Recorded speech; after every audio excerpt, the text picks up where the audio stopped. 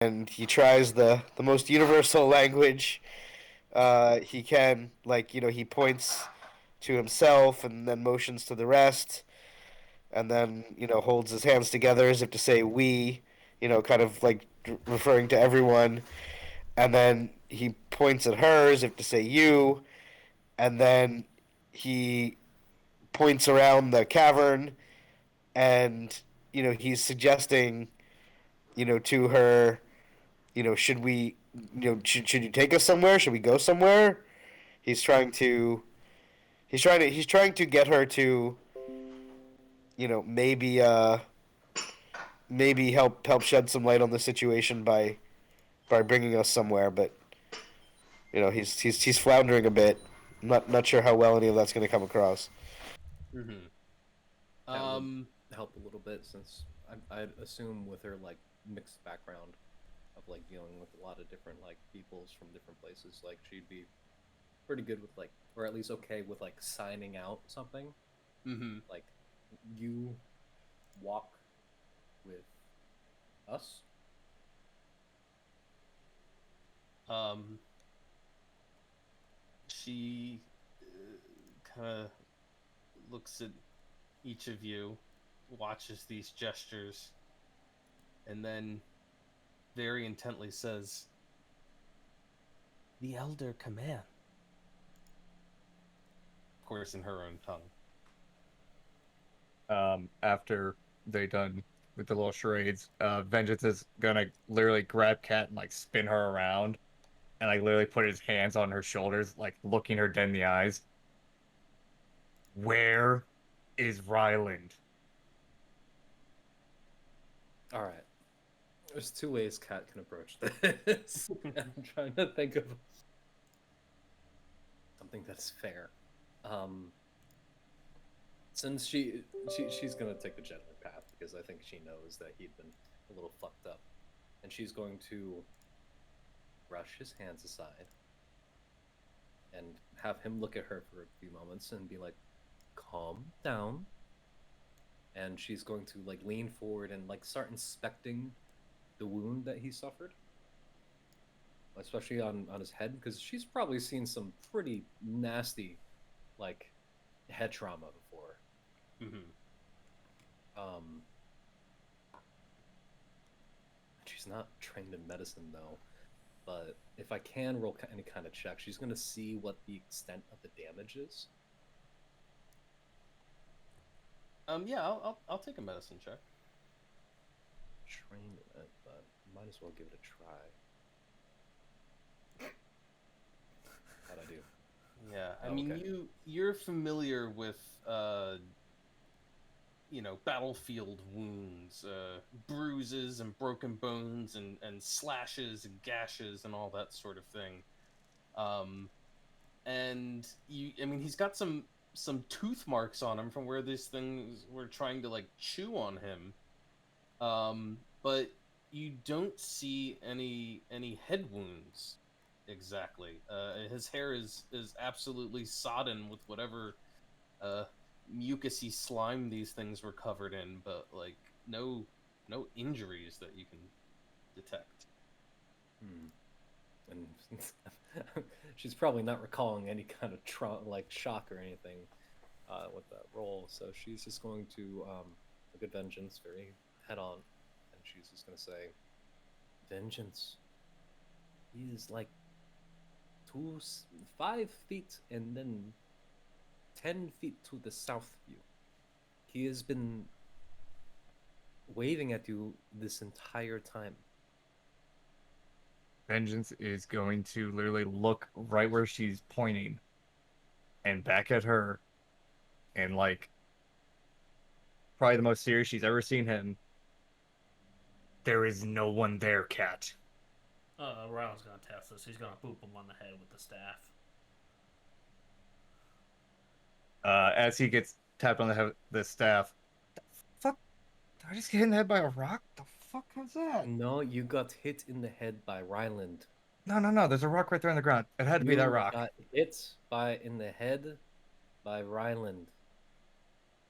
Where? He's not here. He is right there. And I can guarantee you, and this is probably the most serious that you've ever seen Cat. He is right there. You have suffered some kind of injury that I do not know of. However, um, shit, this is going to be really bad for coordination. He is right there, and Ryland, are you fine? Oh yeah, I'm good. Did you see And the he's way I fine. took down that thing at the end? Yes, I did. That was very good. I was frightened and paralyzed at the same time. Stunned, you might say. Let's just test something real quick. And Ryland's gonna do his light cantrip on the edge of this pillar right next to him. See if I can't hear Rylan. I can't hear Kevin. Can anyone else hear Kevin? Yeah, I can hear him. He's casting a light spell on his on the pillar just as south of you. As the light just appears, I know we're 100%. Vin is not seeing where it's coming from. So immediately he's gonna draw the bow and just be like, "What the fuck was that?" Vengeance. I need you to listen to me very carefully, okay? Really process the words I'm saying. We are not fucking with you. He is right there. You have experienced some kind of injury. And he is fine. That literally does not make sense. My eyes are fine. Clearly, I can see you. I They are see obviously 7. not if you cannot see somebody right in front of you. I can see you right in front of me. I can see 7. I see Nimue behind me. I can see this. Kind of points at the one and stops for a second. I don't know her name. I can see Soren. Oh, hi, Soren. But I just can't see Ryland, apparently. That makes no sense. Okay.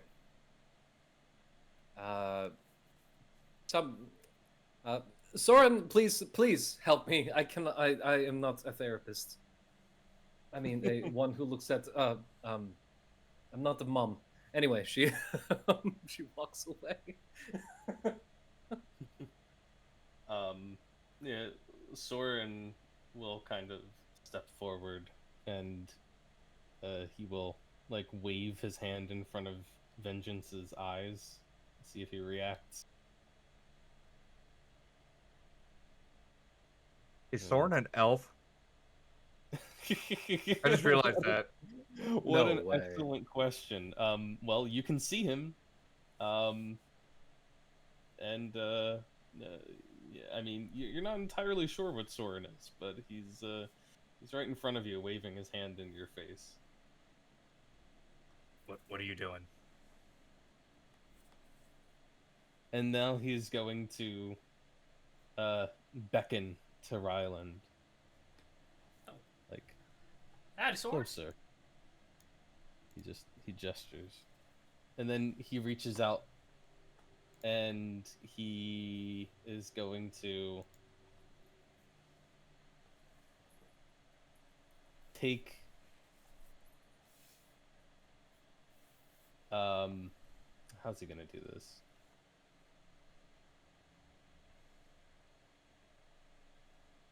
The best way to do this. I ain't kissing him, Soren. He leans over and he just quietly whispers something in Ryland's ear. Of course, Vengeance, it looks like he's leaning towards nothing. What are you doing?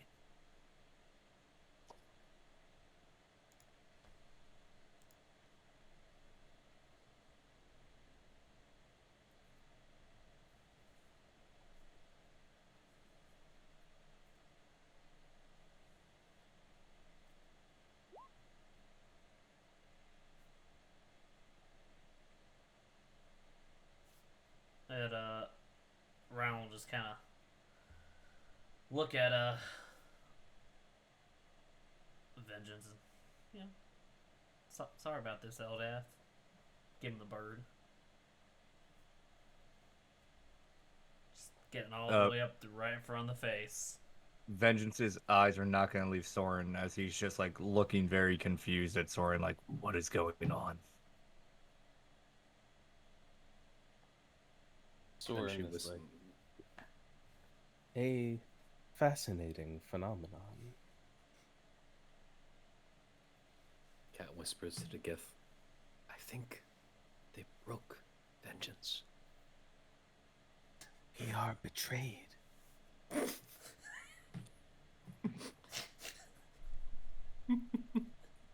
I love how she whispered back.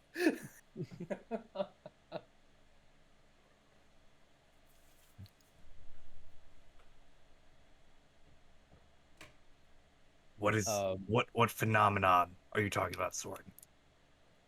Soren is going to try one more thing. And he's going to say, Ryland, hold out your hand. Ryan will do it open palm out. And he is going to very slowly, very deliberately begin pulling at each individual finger of his sable glove as he removes it. You can see that underneath the glove is incredibly thin, pale flesh, so pale it's almost translucent. You swear you can see bones underneath the skin.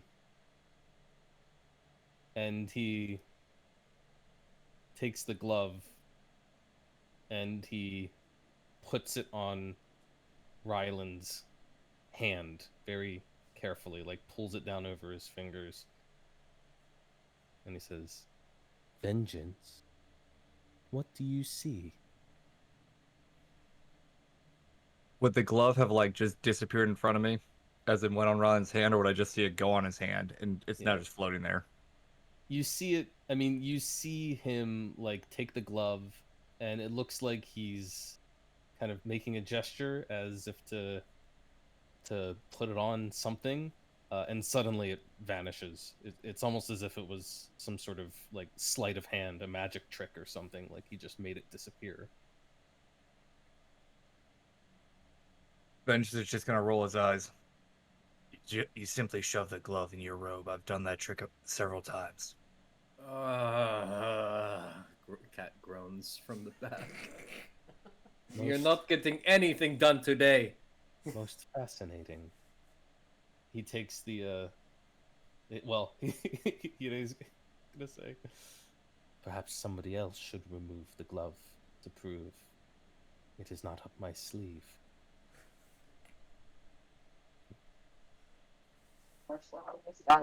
Then Seven will just grab the grab the tip of the glove and just yank, much less delicately than Soren. Just like, he can tell he's frustrated.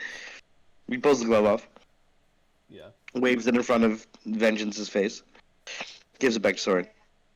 Oh, I have an idea. Okay, I've never seen it done that way. Ryland, give me your staff. Oh, okay. Just for a moment, I'll give it right back. Here you go. And just tosses it to him. And Cat takes staff. Seeing the staff appear out of nowhere. What the fuck? Where did that just come from? I know, right? It is Ryland's staff because he's standing right there. Now, either you accept that your brain is broken, or we, I don't know, leave you with the other broken one. She gestures to the gift. Can we just take like Vengeance's hands and like hold them up to Ryland's face and like, you know, put his hands around his face? Like, can you feel the face there? Do you actually do that? Do you like grab my hand and put them on Ryan's face? No. I'm trying to. I don't know if anyone's gonna let me do it, but No, you should do it. I mean, at this point, if you grab his hands, he's not really gonna fight it. At this point, he's very confused in life. It's Ryland. You gotta ask if he stands there.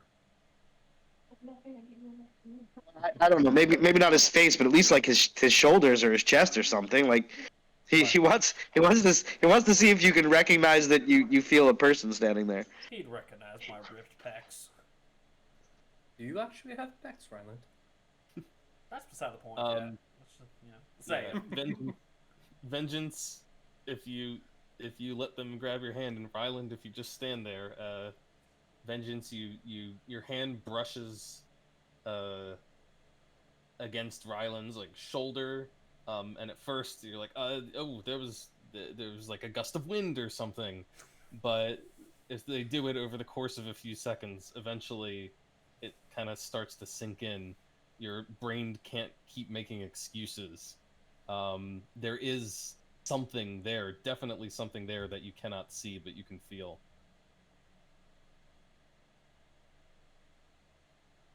Uh, uh Vengeance. Ryland, do you have a vengeance specific invisibility spell? No, but if you could recommend to him for me, maybe doing some light prayers to Eldath may Vengeance is Oh, just gonna may sit on the help.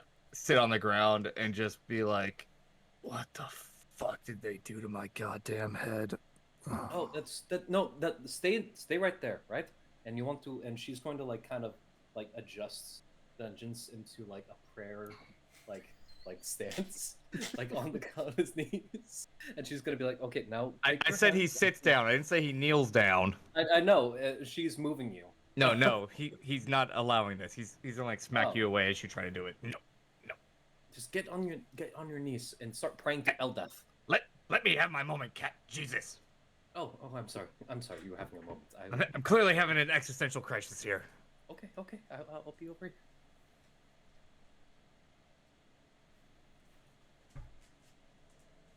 Avengers is gonna sit there with his hands on his freaking face for a minute. So up to y'all, whatever y'all want to do. Cat's gonna take out a snack from her bag and give a piece of bread.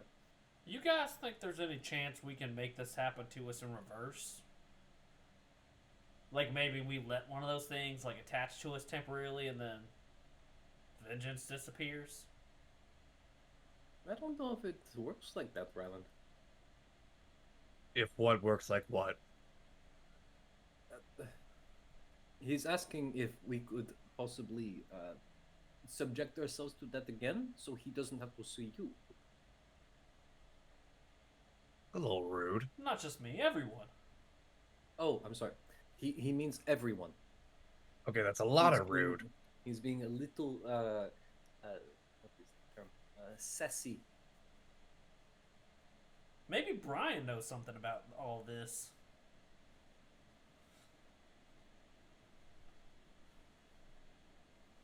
Soren, have you seen anything about this like this before? Zaychik, you either? How about you? And she looks at the gift. She kind of looks at Kat, a little confused, still holding the bread in one hand, and then finally she like sniffs the bread.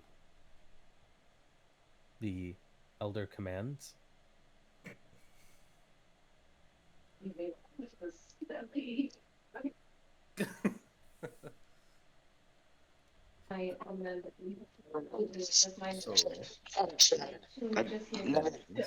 Very specific. Oh, I'm sorry. What? I What? didn't realize you were talking. I didn't hear a thing you said there, Nick. Oh, apparently my phone sucks. Sorry. I'll try to fix it. We got all that. You said something about it being very specific. I heard very specific at the end too. Yeah. I'll try again. It's like, Seven says, for some kind of head trauma, this is very specific. I agree.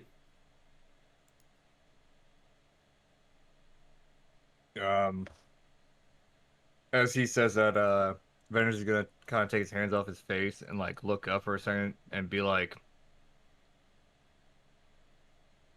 I don't remember what Ryland looks like. You don't. Um. At all. No.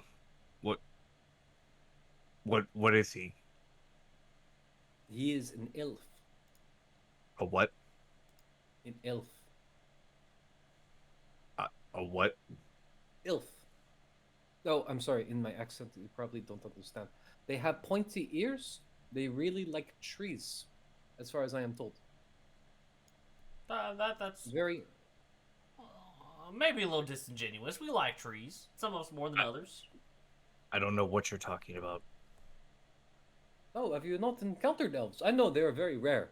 Um, sometimes you have them half, and they have very pointy ears. They're very tall, very pretty. That's you, Ryland. You're very pretty.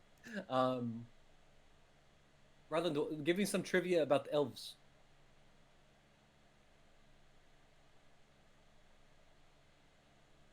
I just imagine whatever you're saying about elves or whatever Rylan says about elves is gonna like Vengeance's face is gonna look like it's going in one ear and out the other, like he's never heard this before in his life, or like he's never encountered an elf before. What of the nation of Lornfar, ruled over entirely by elves? Yeah, never been to it actually. Where? I'm not sure if vengeance has ever been above ground. Have you, before meeting us, have you been above ground? Do you go places? There's been like 4 countries in this world I haven't been to. Really? Yes. I honestly assumed that you were just living underground. I mean, he mostly is. That's very rude of you to assume that, Cat. I did travel a lot. Why would that be rude? You only talk about the caves. No. You guys only bring up the caves. No, you only bring up the caves. No. We're only in caves, so we only have time to talk about caves. Why am I here? Aren't we supposed to be killing someone? Yes, Sobel, the one who sent these horrific tentacle monsters after us. Well, in case you haven't noticed, someone here is probably not in the best shape to fight right now, not just mentally. He means physically too. Did you see what that thing did to him? Yes, I did see that. That was He horrified. got attacked by the tennies. Yes. Those stairs were very rough to fall down. Do you know anything about this? And she points, has to the gift, and she places a hand behind her back and guides her a little closer to Vengeance and points at Vengeance's head.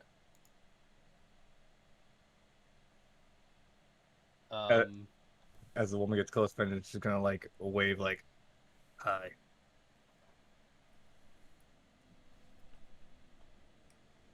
The gith as Kat kind of nudges her closer, she tentatively says, The elder commands. and then she stares at Vengeance for a little bit, looks back and forth at the group of you, and then her eyes go wide. We are betrayed. Does anyone know what she's saying? Zaychik, you can understand anything she writes, right?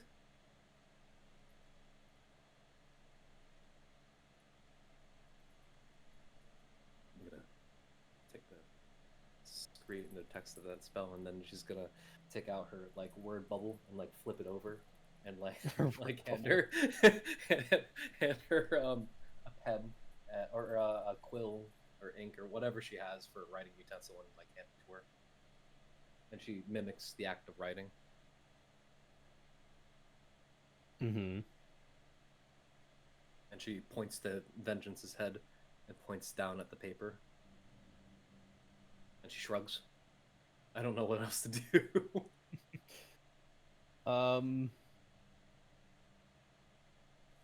She takes the paper from you, the whatever you offer her to write with, bit of charcoal or whatever, and she seems a little confused at first, But if she flips the paper back and forth a little bit, she sees the word cloud on there, or and she seems to start to comprehend, and she begins making notations on the paper on the other side.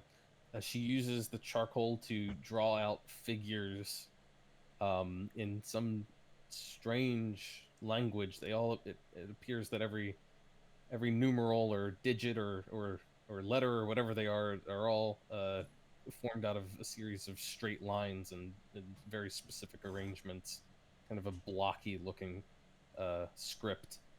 And she seems to give considerable thought to it uh, before handing it over to you, Kat. And Cat will sidle up next to Vengeance, not to Vengeance, to Seven, and ask him to read it if he would be so kind. And she kind of mutters in Zdarl under her breath, "This better not say we are betrayed at the Elder commands." What do they say? The script is the following.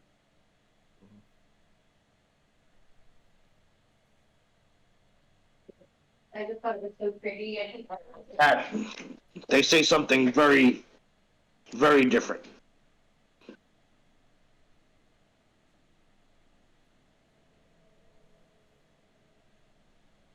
Such as?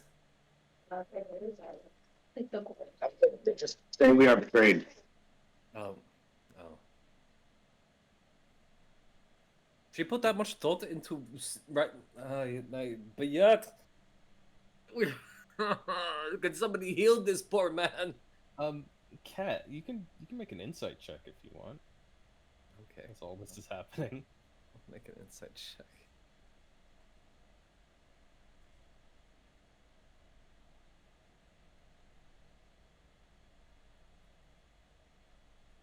Even as you're like, complaining about this, a little exasperated, something occurs to you. This woman, this Gith, she's only saying these two phrases over and over again, and yet there seems to be some degree of comprehension there. I mean, she clearly remembers how to write in her language, at least a certain amount. She seems to comprehend what you're like saying to her to a certain degree, not with words, but she seems to be following gestures a little bit. And yet she seems incapable of communicating anything else. It's almost like all of her other words, all of her her thoughts, her ability to express herself, it's as if it's been taken from her in some way. And it occurs to you that it seems like something's been taken from Vengeance as well. That is going on the word bubble. And Kat would relay this back to everyone around us and to the party, and she would point towards those tentacle creatures. I mean, so we have a couple things going on. Tentacled monsters are taking our ways of comprehending the world around us away, or communicating with the world around us away. The good thing is she can still fight. Kind of obvious.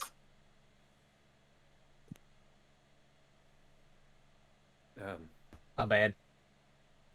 You're good. I'm just. Why am I the only one talking? The good thing is, she can still fight. As soon as we get to Vengeance a healer, or get him some sort of first aid, perhaps he can help us more.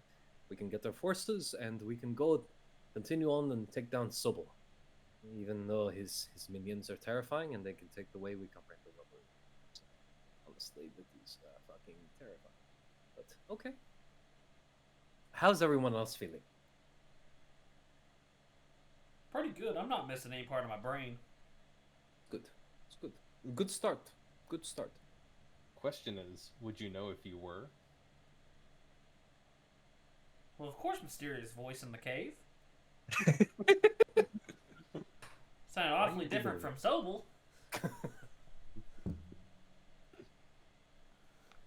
Should I taunt Sobel? I kind of want to taunt Sobel. Look, I mean, honestly, I haven't killed any of them because I was sitting there in shock. You know, I actually was thinking about something. If we all had such small defenses against that psychic attack, who was the most vulnerable to those mental abilities? Well, I think the answer's right in front of our face here, and he's just sitting down on the ground. Yes. Should he have the crown? Because it shields one from psychic abilities. Yes.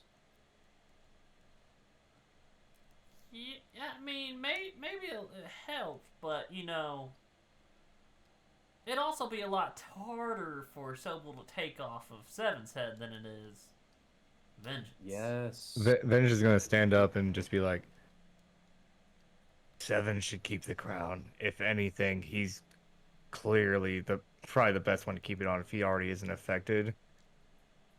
Because if Sobel gets that crown, then we're kind of fucked. Yes. Yes. Strengthen our greatest strength instead of strengthening our greatest weakness. Okay, a little hurtful, Cat.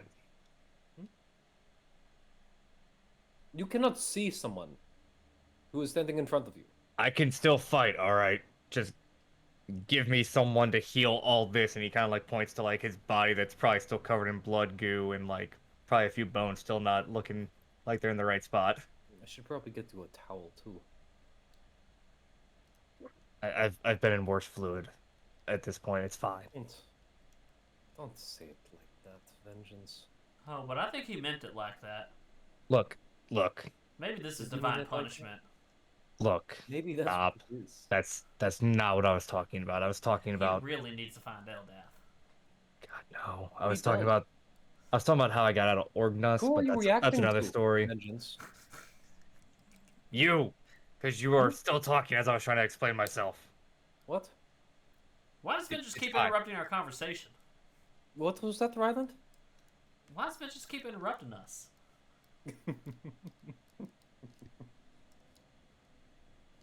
And okay, this is I low key think this might be fun, but the bad thing is that if you can still fight, right? What's to stop you from? I already saw you trip over Ryland once. As long as he's not in front of me, How would you know? it's. Do his eyes still work?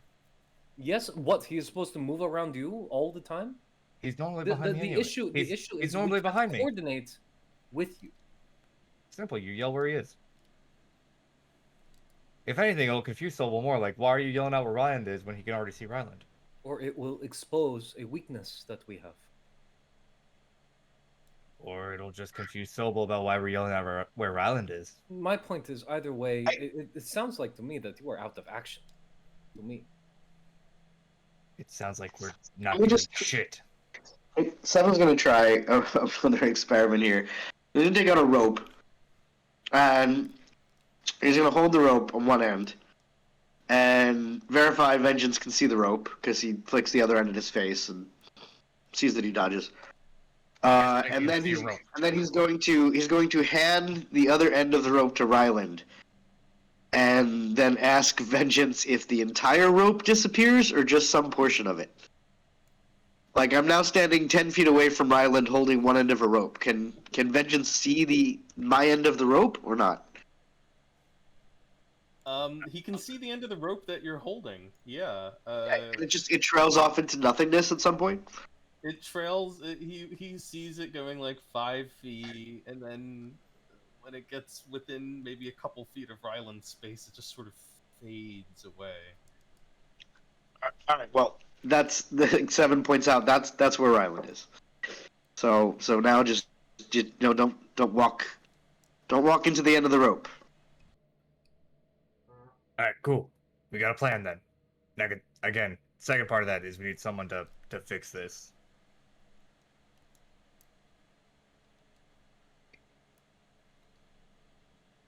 Do you think any of the Fae know any healing magic?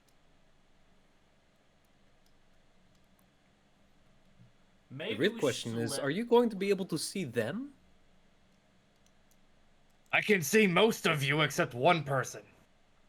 That's like 25%. Someone tell him the math. He can't do it.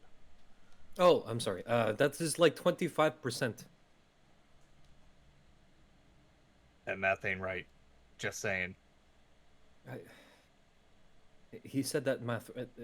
Oh my god. Okay. Oh. Yeah. Then is he gonna ask as the Gith walks up to him?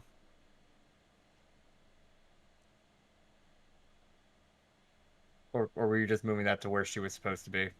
I know. Just moving it. Yeah, she kind of steps up to him, and she gently lays one hand on his shoulder and says, We are betrayed. The Elder commands.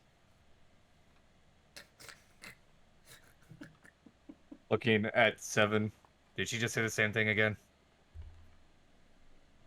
Wait, what? Sorry.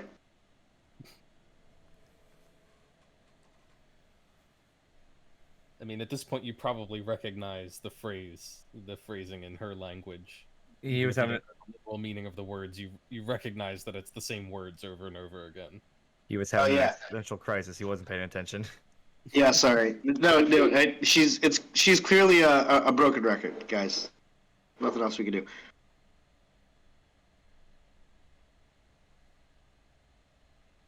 As she puts her hand on my shoulder, he's just gonna tap her hand. Thank you. A little confused.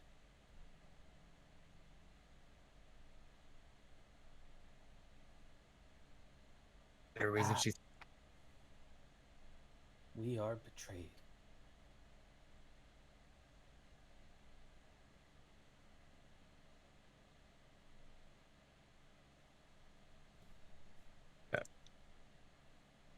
Ben just kind of look around like, what is going on?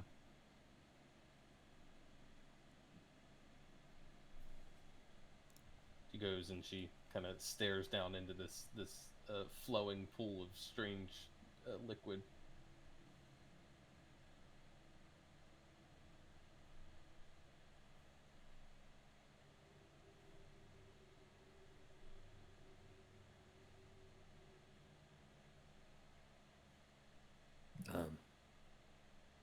Okay, Vengeance is gonna do what he normally does. He's gonna touch the liquid.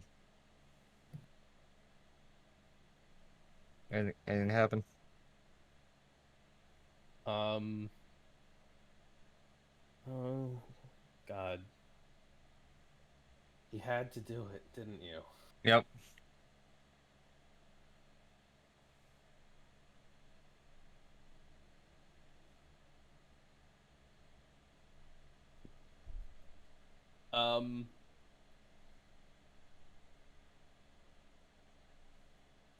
You reach down and you touch the liquid. Could you do me? Could you give me a perception check as you're doing that?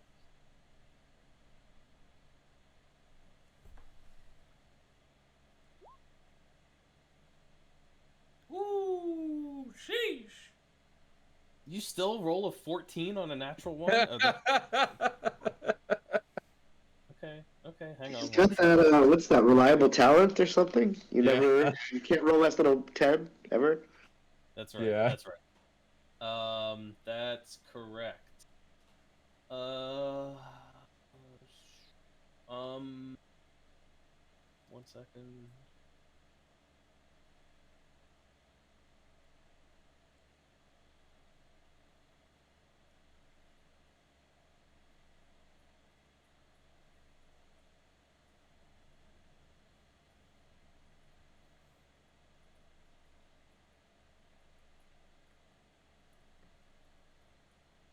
Okay. Vengeance, you reach your hand down into the water. Well, it's not water at Well, all. I'm not reaching my hand like fully into it. I'm like, she's staring at it, so I'm like investigating, like tap it. Okay. That yeah. You like reach out with your fingertips, and you feel a strange tension on the surface of the liquid, as if it was almost a solid, but not quite. And it kind of gives under your touch rather than just allowing your fingers to pass through the surface. But as you're kind of poking at this, you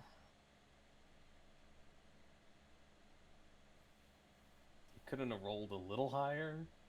No, I love this, Anthony. Hit it. Could have avoided all this. Nope, I love it. I mean, if something happens, I still have reflexes. Hopefully. Yeah. Yeah, but you're dumb now. I just can't see you, bitch. What's your AC? 18.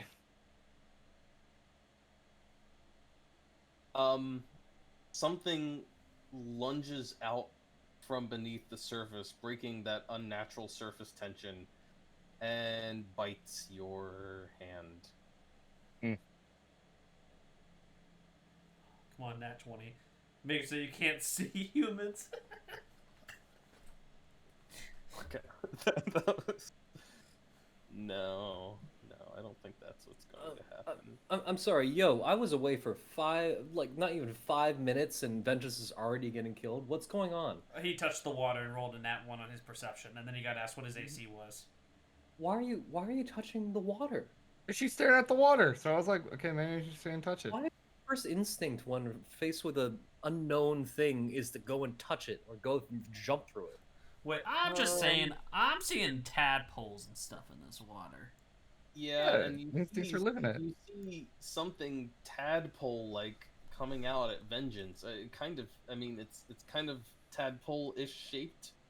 It has a head, kind of a lumpy head, and then a long, sinewy body that it uses to propel itself up through the water to bite Vengeance. And then you realize it's not alone. 2, 3, 4, 5, 6, 7, 8 of them are popping out of the water, biting onto his hand. Each of them latching on. And Vengeance, you feel surprisingly very little pain as they seem to be biting and attaching themselves to your hand. You take collectively, as the group of them is all biting and latching on, 11 points of piercing damage. And 14 of poison. Bye. I'm going I think to you're need you trying to guys- die. I'm gonna need you guys to roll initiative. God, Pat, man, Is this real life? is this a No, vengeance Wait, did you just go thing or is this a unconscious Pat again? thing? Yeah, I'm already out. He just went unconscious again. Oh, Is there anything else? you did besides 4 the times as much damage as he had health. Oh, Jesus Christ. That was 25 points of damage. Yeah, you're right. That was a lot. He had 7. Ooh, baby. All right. You see that the surface of this strange liquid is being broken as more and more of these things are swarming and riding to the surface, and as they pop up, Vengeance, you see that they're kind of behaving like those other things that you saw drifting around in midair, sort of partially ethereal, partially not. They kind of pop through the surface, and they're sort of floating a little bit above the ground, but they're all sticking together in this writhing swarm. That is medium size collectively. Holy shit.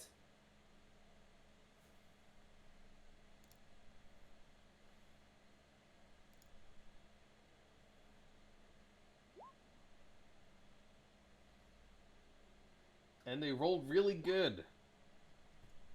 Just in case I wake up. Yeah, Holy you're fuck, gonna it's need called to. That's You're gonna good. need to make one death save. Devourer. Death saving throws without reactions, I might add. What does that mean? Because last time he rolled that nat 1 or whatever it was, he goes, ah! So he knew immediately what he rolled. Yeah, no. To be fair, Anthony reacted first. It was I a did. long day for Anthony, okay? We give him a pass on that. You know better.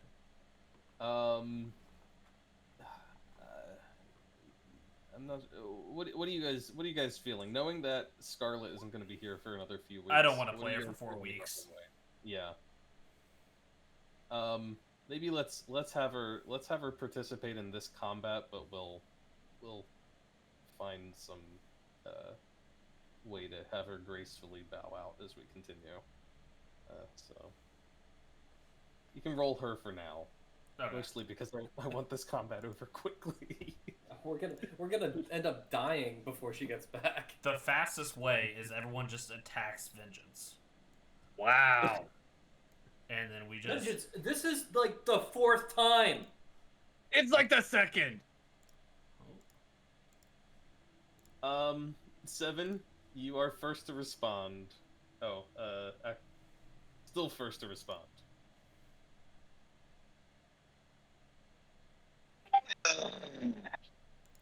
Um.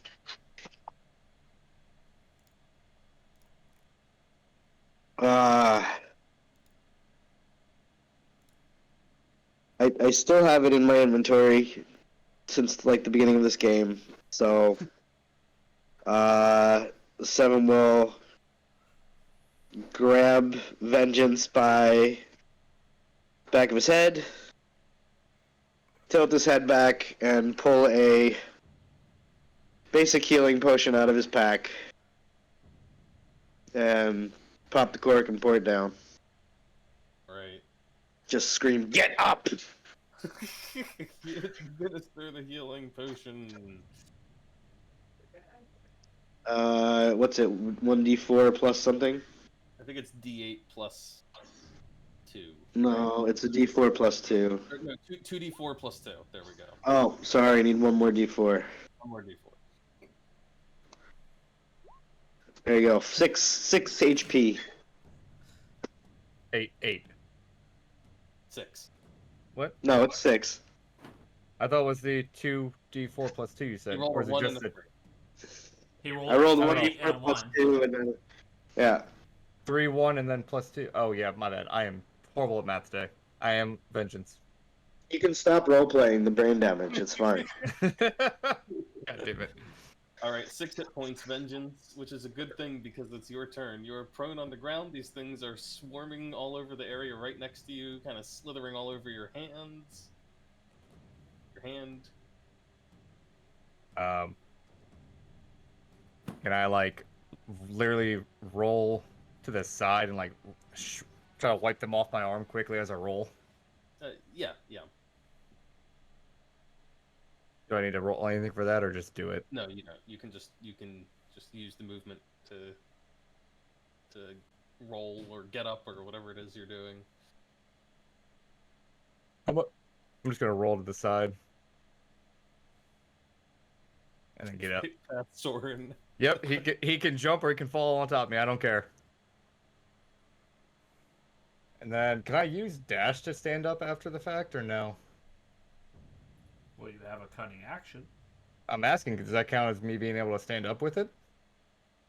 Standing up just takes half your movement speed. It takes half of your movement to stand, so... Oh, cool. Then I'll stand up and, yeah, I guess I my turn there because I can't attack. Or, no, I can't attack because I didn't move 30 feet.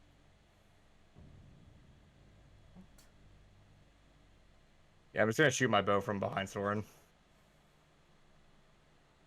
Okay.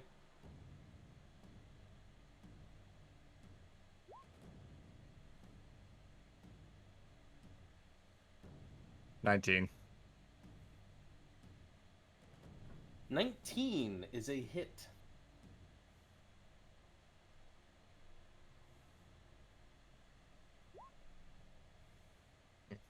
That's best.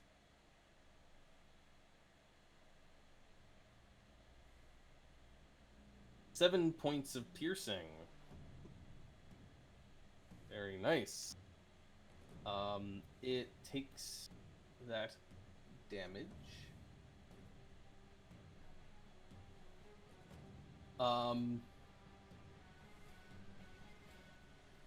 Anything else? Well, I guess because I didn't use my movement speed or my bonus action, I'm just gonna back the fuck up more. Fuck that shit. And then my turn after that.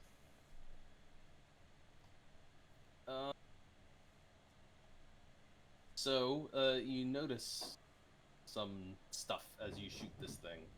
It, first of all, doesn't seem that shooting a swarm of a million little creatures is particularly effective. You do manage to kill a few of them, but it seems like overall, the swarm is resistant to your piercing damage.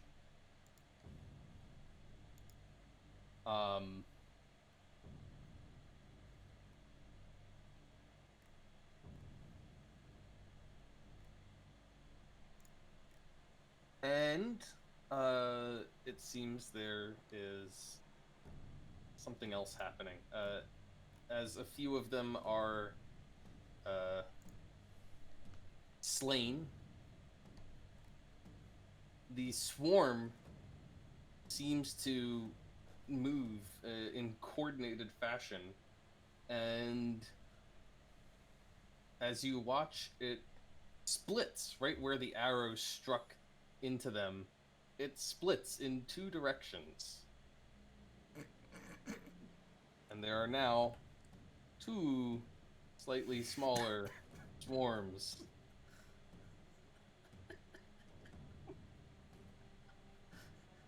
Let me make sure I get this right. So...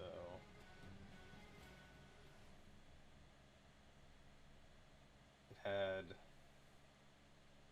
Oh, God.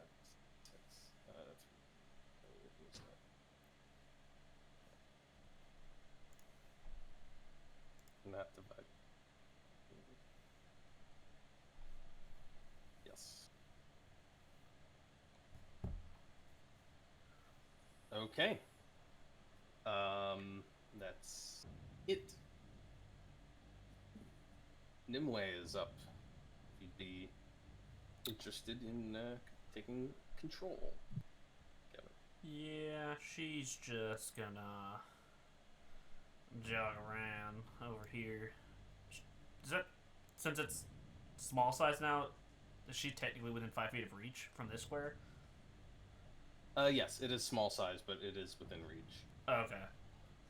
She's just gonna take two swings at it with the Eldritch Staff.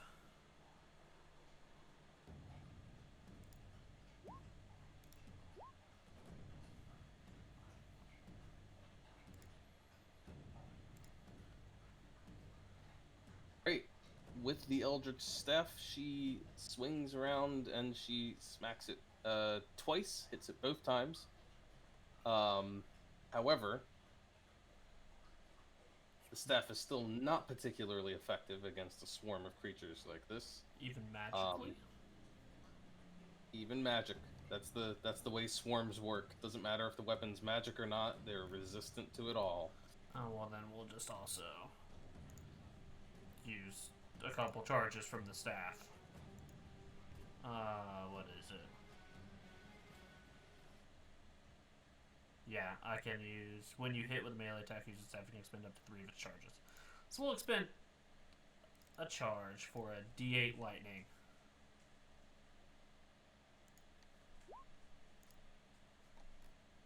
Two. Okay.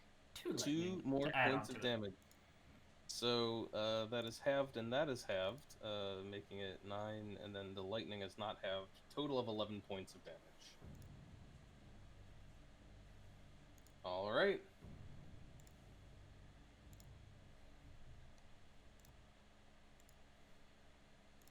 And then it's Ryland's turn. Nimue's had some effect, but not as much as she'd like, perhaps. Oh man, this is dumb. Okay. Any spells with range on them are at disadvantage, right? When you're within 5 feet, Yes. unless they're a touch spell.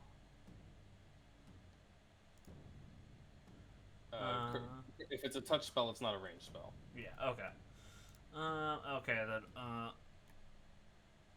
Right. I'm just gonna try and slap one of these swarms with the inflict wounds. Just like try and catch it as they're slithering, time it right.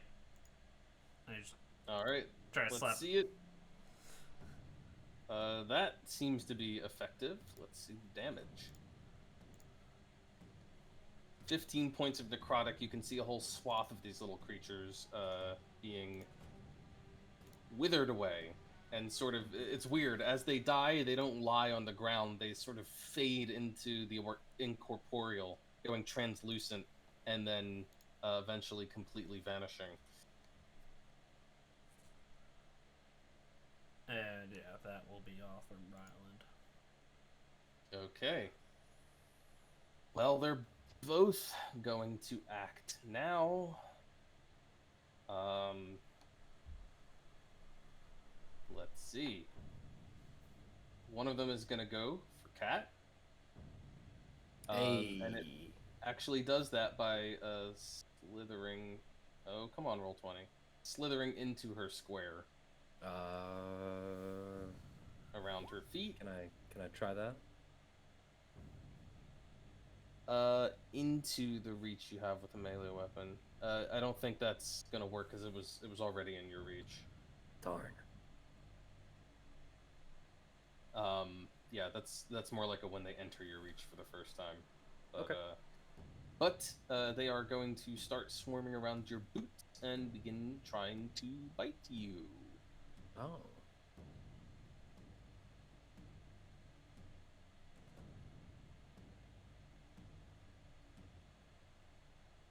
Let me make sure I get this right. Okay, yeah, it still attacks. It attacks with all the same shit, so here we go. Doesn't have advantage this time because obviously you spotted it. It's an 18 to hit Cat. That is a miss. All right. Oh. Nice. Okay. Let's go ahead, just one. Yeah. The Melnikov blade cuts a swath through these creatures. Even with the reduction, that's still a fair amount of damage. 21 reduced down to 12. Or, sorry, to 10. Well, right on. And when you do that, you see that the nice streak, the slice you've cut right through the middle of them, they seem to divide again. Oh.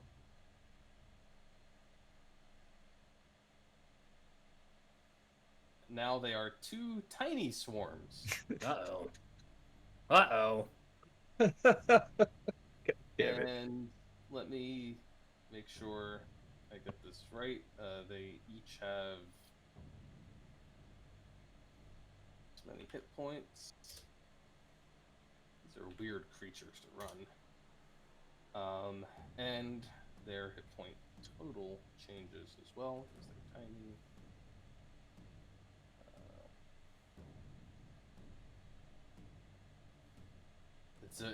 It's weird, but it actually keeps them dangerous for longer than a normal swarm. So I guess it makes sense from a design perspective. It's an interesting choice. Okay.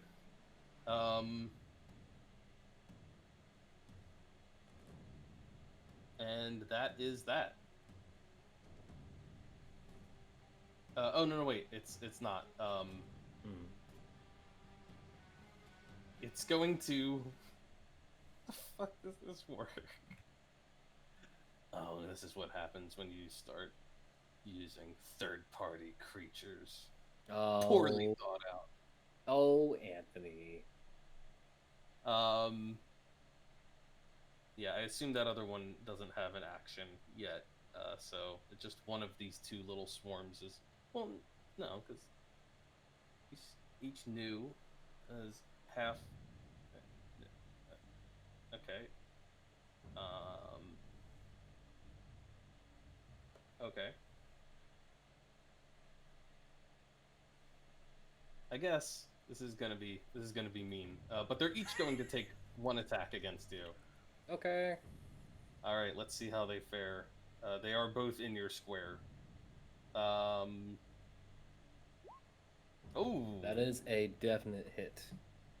And the other one's only a 12. Okay, so Kat, you are going to take 6 points of piercing, 15 of poison, as Man, I they can't are wait to beginning not to see nibble on vengeance. your flesh. It is strangely painless, as they seem to be injecting you with some sort of toxin that is numbing you. Okay.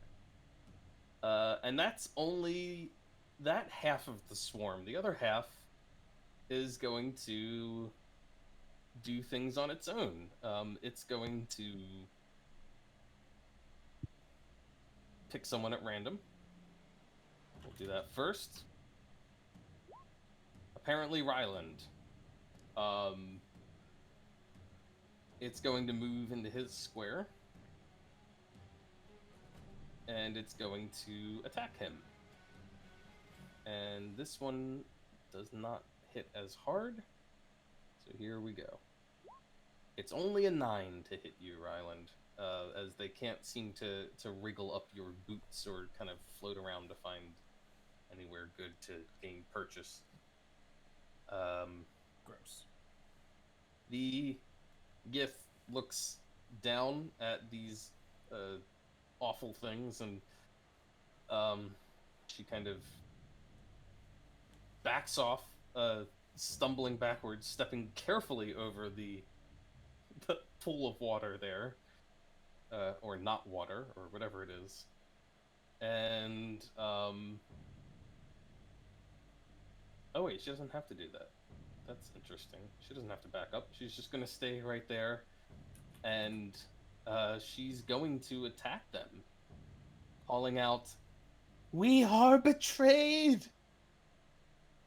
as she reaches out for them and misses, and hits the second time, dealing.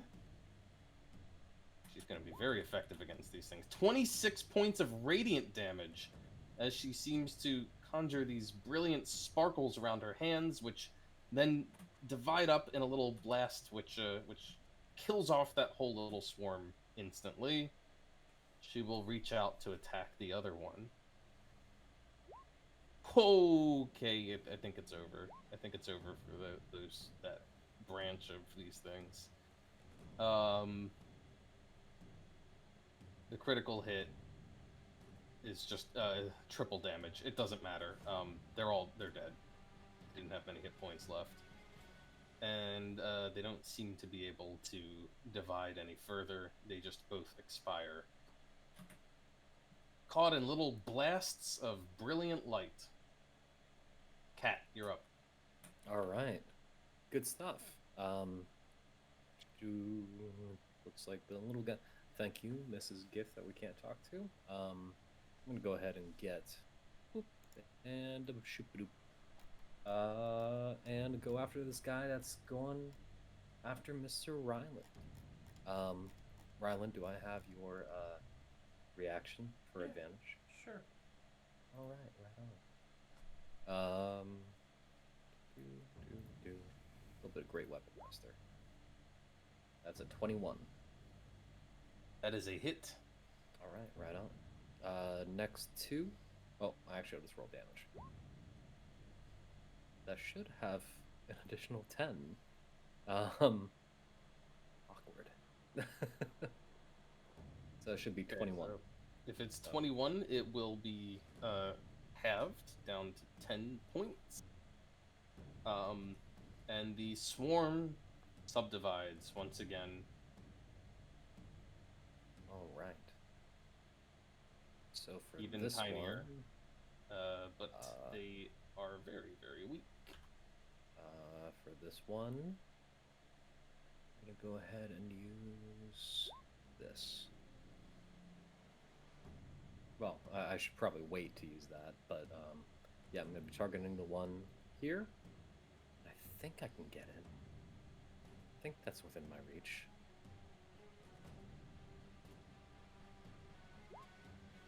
How's a 16?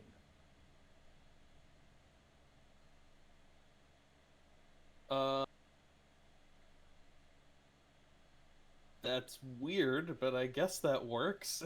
A lot of weird a lot of interactions of reactions on reactions. But I think it works.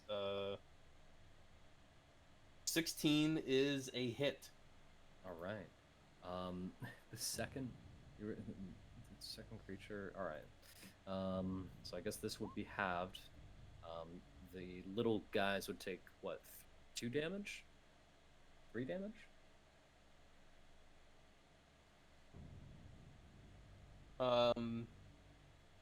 Equal to the number you rolled on your superiority die. Okay. So yes, that's 2 points of damage. Okay, and then the full 17, or half of that on the first guy over here. And the first guy is sliced to pieces. The last little wriggling bits begin to fade away into the ethereal. And with my last attack, I'm just gonna do a straight up. And that will finish off the last one, which had exactly 1 hit point left. And it fades away. All right, right on.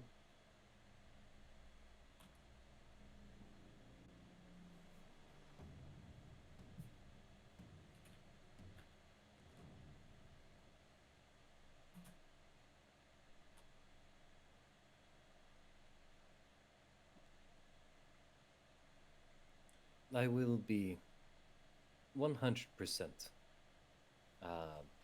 honest with you all.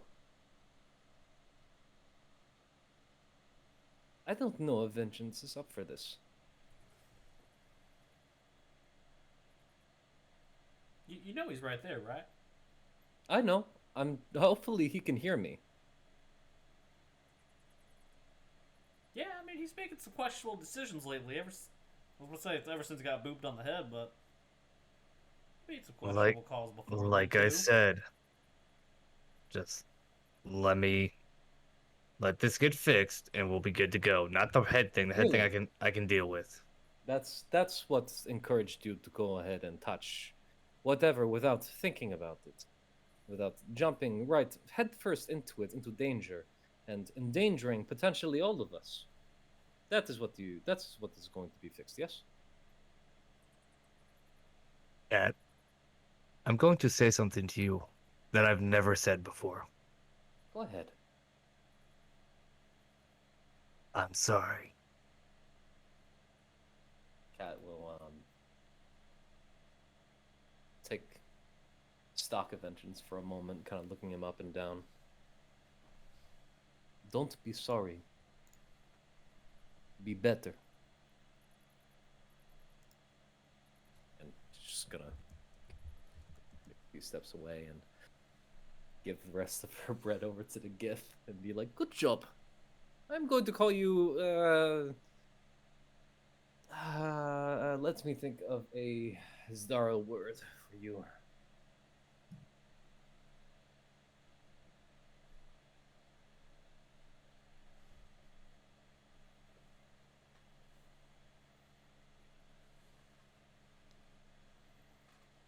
Look, unless Seven has miraculously a bag full of whatever the hell he shoved down my throat, I'm in no condition to go fight Sobel.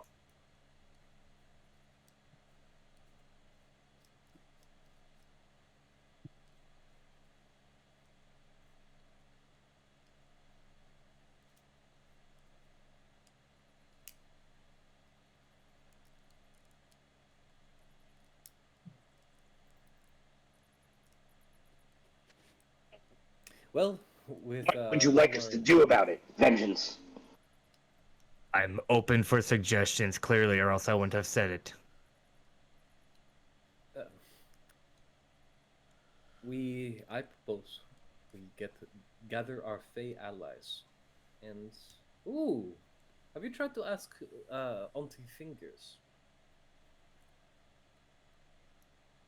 I bet she can whip up a healing potion for you in that little cauldron of hers. She's always in it. You know, it must smell very good. Auntie Fingers! And she's gonna go walking back.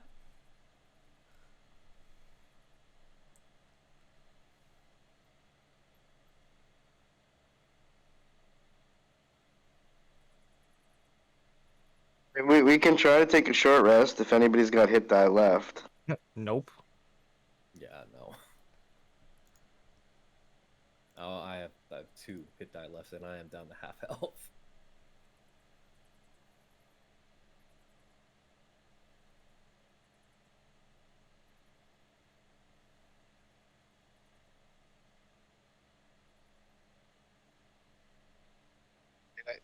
I think even if we can muster up some healing spells to get you back out of one-shot territory, yeah, it might not be. It might not be enough. I mean, you know, if we have a really tough fight, we're only a party of 4 now, essentially. So we can't really afford, you know, we don't really have a redundancy that we used to have. Yeah.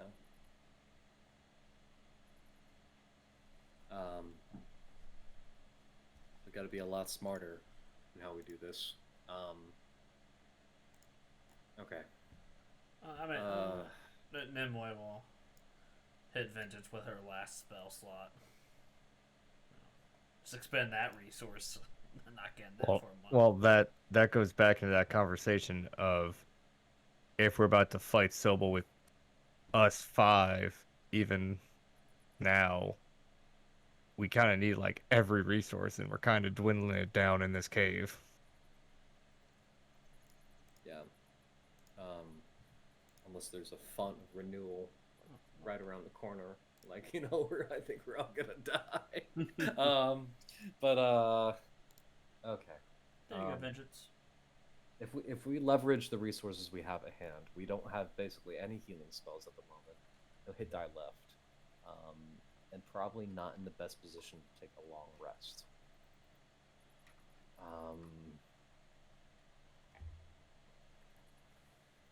Man, okay, when I say it out loud like that, it really does sound hopeless, don't it?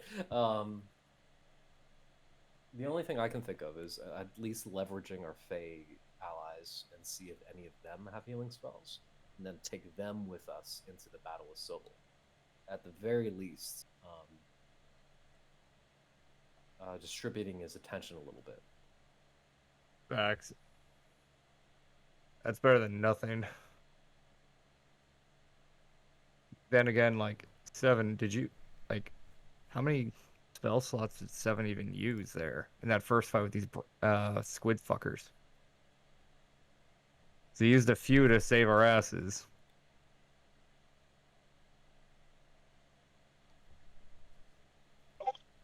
I mean,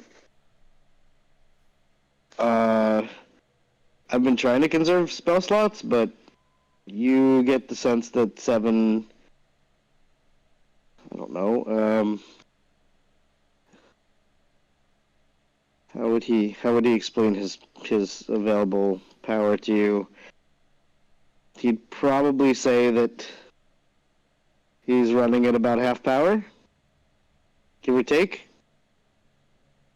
Maybe a little more, maybe a little less. I mean, honestly, I still have second wind. I feel like I could keep going for a little bit. I mean, as long as I don't get hit by another one of those stunning spells again. The one who's in probably the most need of dire healing is you. And you don't have any hit die left? 0. I mean, so, relatively unless speaking, one of us have a healing potion or get us, because what are you gonna do for a short rest anyway. You don't have any hit die to roll, so I was gonna say unless you took a long rest or a healing potion, you're not gonna get that HP back. I was gonna say, relatively speaking, there is a tunnel we could try to hold up in if we want to do a long rest, but even then, that's a huge gamble to take down here. Yeah, and we honestly don't have the time. No, especially because Silbo knows we're here. Yeah, because he can just muster up enemies and become even stronger than he already is. So it's either we find somebody who can get you up to somewhat good, or you just have to play it extremely safe from now on. I mean, like, at range, dodge action whenever you can, and like stay in literally the shadows. Let's pool our resources and see what we can get before we go in there. Then. I mean, what resources do you want to pool? We have our Fae. We don't know what spells they have. I mean, they might be able to heal something. Anything's better than 19.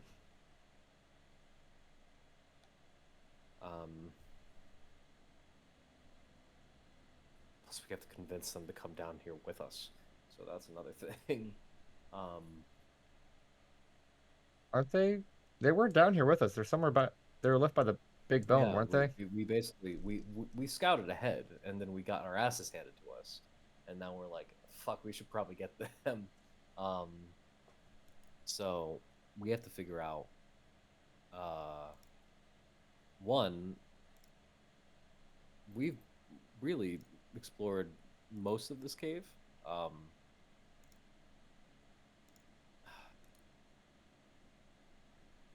And we still don't know where Sobel is, so that's another concern. And I'm willing to bet. Doesn't it go off to the right from where we are? Yeah, we have like the whole right side. We didn't check. And if I were a betting man, we're gonna fight Sobel in the skull or the rib cage or something higher. Something dramatic. Oh, there's a right. So, I never saw the right side. Much like Vengeance sees elves. Let's loot these bodies and see if we can grab anything off it, like any interesting stuff or tidbits or something, and then grab our Fae allies, and then we all march together. Like, quickly go through the rest of this cavern down here, see if there's any other resources. Maybe take the Gith to the other Gith and see if she has a reaction or does something. Maybe some of them can help us too. She seems pretty capable. But yeah, we have options. We have options to explore. It's just none of them, as of right now, entail getting you any more help. That's the long and short of it, basically.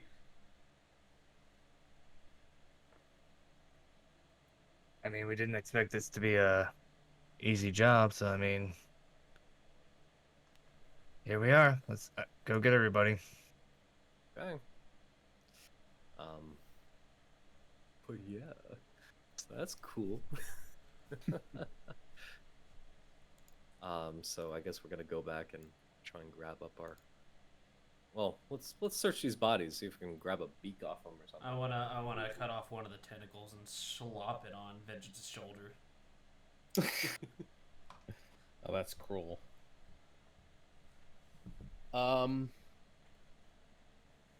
Yeah, I mean, you're looking at these things, these big, just rubbery fleshed beings covered in this gross, glistening mucus. They have the tentacles with the little eyes on top.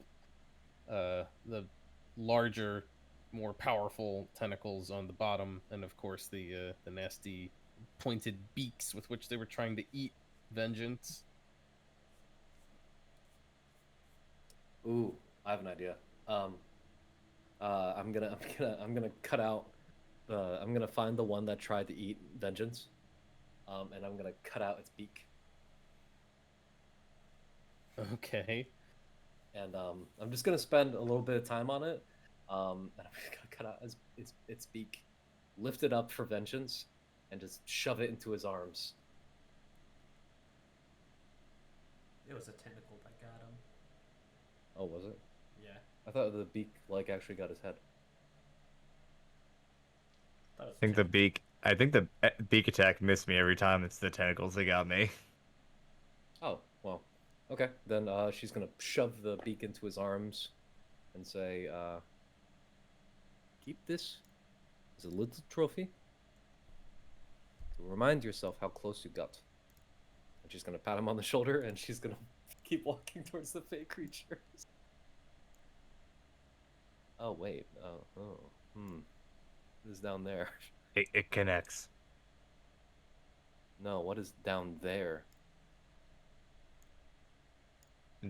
Over here or over here? No, she's pointing down to the south.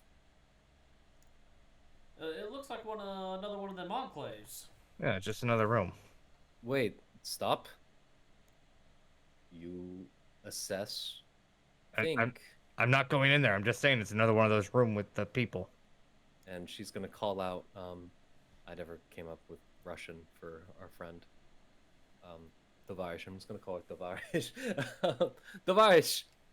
She's gonna gesture to the gift follow.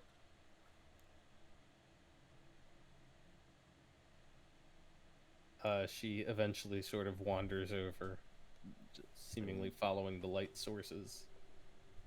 She's going to slowly, with her sword drawn, enter.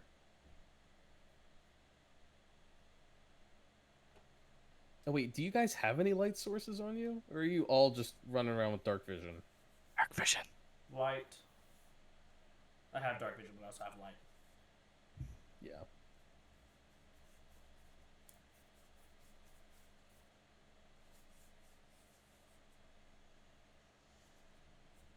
Oh! I just realized Kat gets out her word cloud.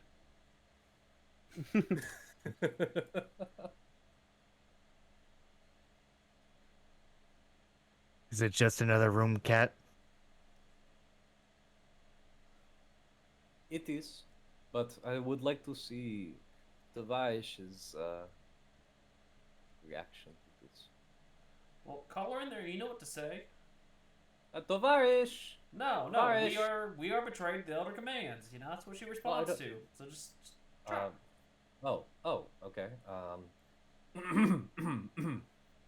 And she's gonna try and replicate the noises, the staccato, and as much as she understood, I'd imagine it comes out garbled and terrible to the kids' ears.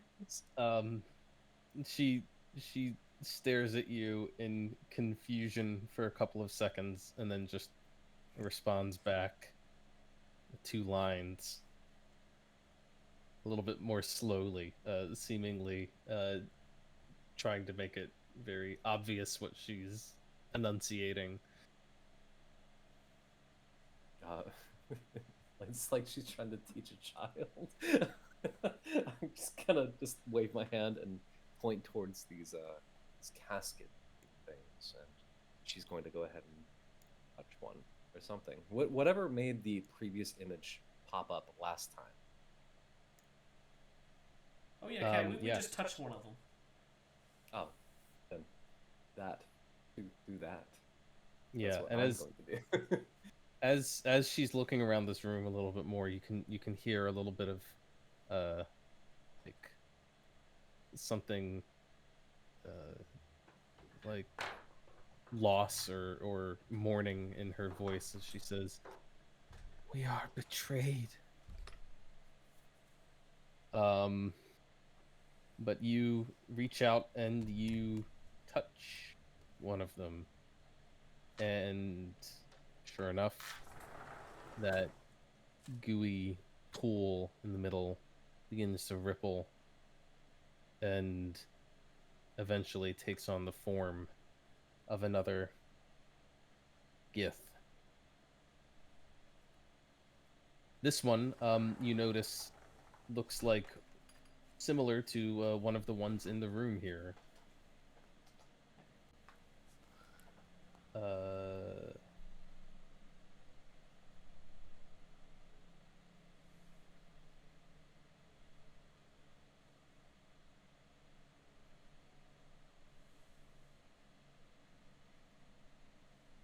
Let's see.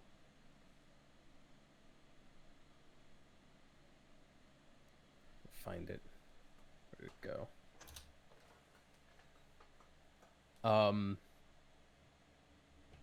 It begins to speak again, like before, in another language,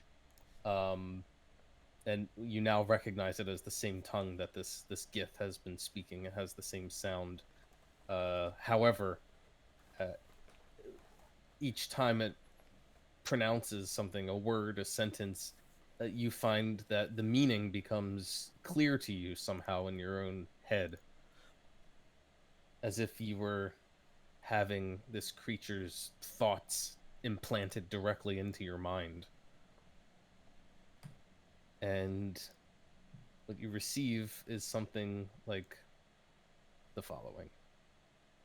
There's kind of these warbled sounding noises that begin to resolve themselves into words. It goes, received news from below. They finally finished the fourth thought twining pod. Elder Musil demands volunteers, and I am ready to answer the call. My consciousness shall soon mingle with the most powerful minds of a generation. Our combined study of the mystic codices stretching over a millennium. Together, we will conquer this parasite, guide it, bind it in its infancy. If my mind succumbs, it is an insignificant price to pay for the future of a planet. I'm so sorry, Nirza. I'm not coming home. Remember that. And it kind of warbles out again as the image of the Gith drops back down into the pool and the liquid once again becomes placid.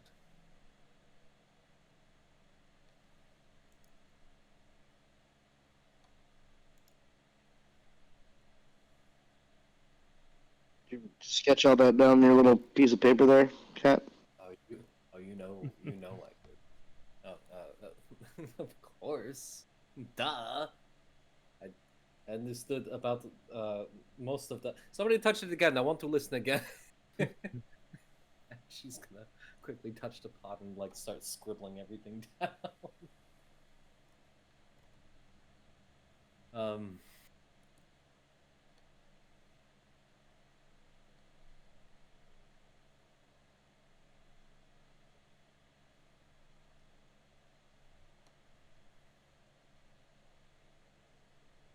Parasite. And you see her like scribbling out certain certain phrases and other little bubbles as she like paces the room and tries to start figuring this out. Because unfortunately, we're unable to get any information out of this our comrade here.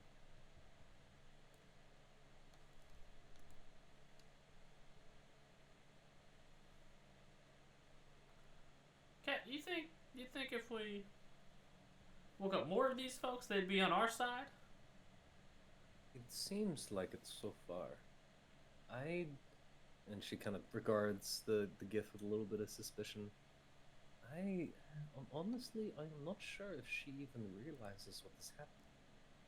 But the fact that, and hear me out, the fact that she instantly started to attack the ones controlled by Sobel, it proves to me that at least these creatures, it is a prison, a tomb of some sort. It looks like they were trying to do something, but I cannot tell you what.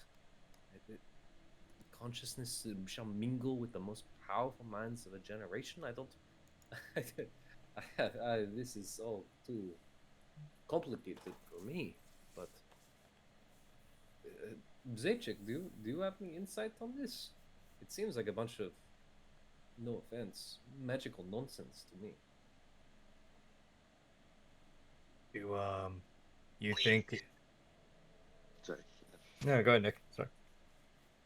I'm sorry, I was say. I believe these creatures are held in stasis in some sort of communal psychic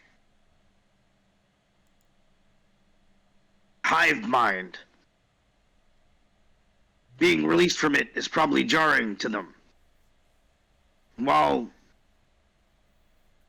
it was hostile towards those brain creatures, we can't be sure how they'll react to Sobel himself.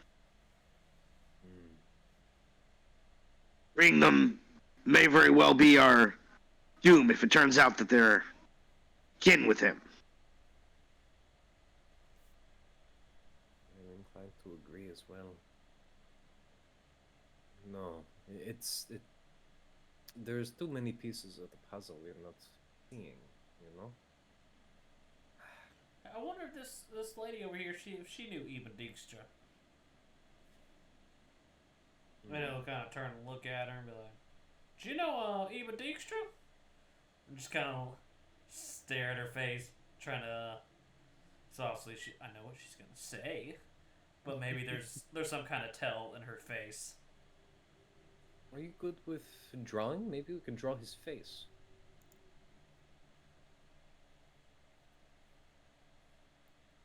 I'm assuming Rary's telepathic bond doesn't let you share images, right? It's just thoughts. Yeah, it's just thoughts. Mary's telepathic bond. Oh wow! No, this is great. That we should try that. Well, I was gonna suggest it earlier, but I didn't know if you'd want to waste a high level spell slot just trying to get more out of this creature. Well, I can ritual it. Yeah, Oh, yeah, what are you perfect. trying to draw? Yeah, it's a ritual for me. Yeah, you said you were trying to draw something? What? No, I think we have a better idea.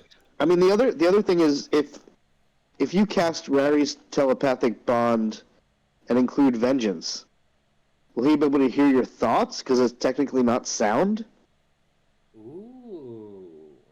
I mean, I don't know how that would work, but that was my thought was that might solve two of our problems, but I didn't know it was a ritual. So far, like, even the memory of Ryland has been sketchy for vengeance, and based on just that, it makes me think that he's just not seeing Ryland or like hearing Ryland like at all. But we could give it a try. I mean, I don't see the harm in. It just seems like we're unplugging 2 to 3 on RGB.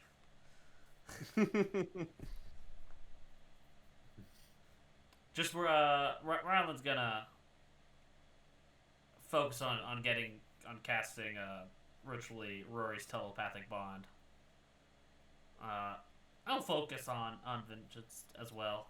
See, he'll test that out too along with it, but he really wants to just try and connect with this Gith because it states they can telepathically communicate whether or not they have a common language.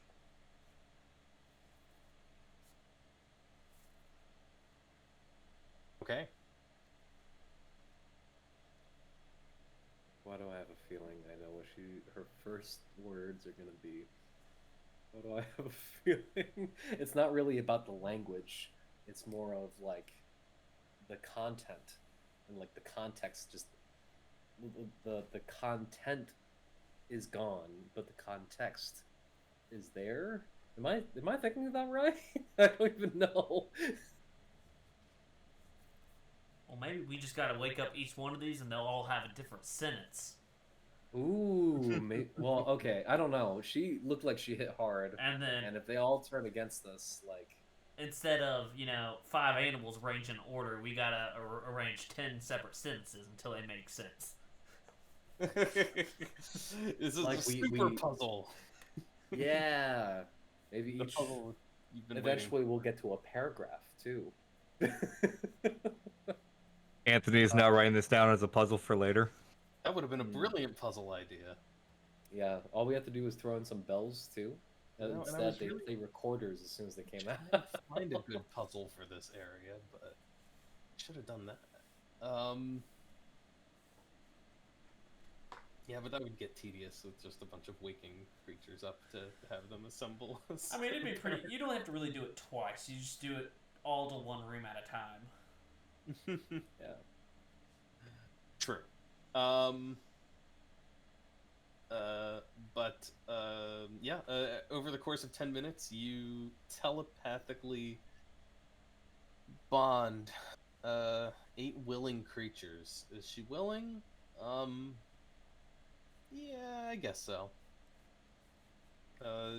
She kind of feels a sort of psychic knock on the psychic door of her psyche, and she opens that door. And Ryland, as the bond comes online, you hear, "We are betrayed. The Elder commands." Howdy, Hi. Rylan Nailo here. She sounds so friendly. Do I hear Ryland?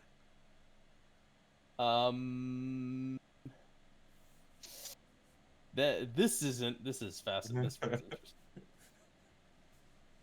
interesting. You feel some sort of mental intrusion on your mind without knowing the source. Would anyone have explained to Vengeance for 10 minutes that Ryland is Oh yeah, Yeah. we tell him what we're doing because we're all sitting around waiting for it. Yeah, all right. Yeah. Then you know, it feels like a strange presence, sort of an unknown presence, kind of trying to intrude on your mind. But you know that supposedly Ryland is going to be doing this. So do you allow it in?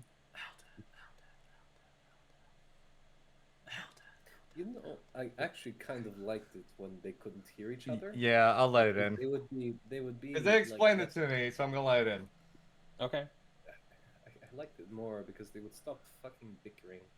You know.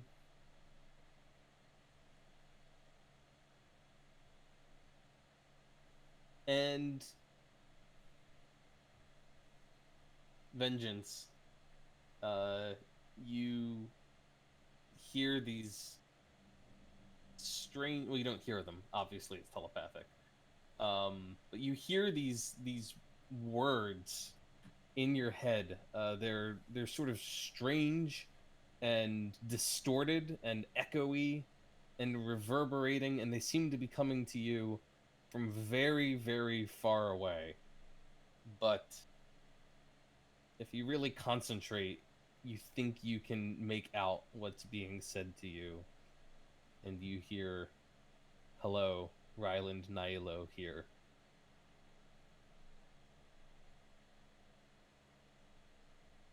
Alright, I guess he's not dead. Unless he's speaking to you from beyond. And we all level up.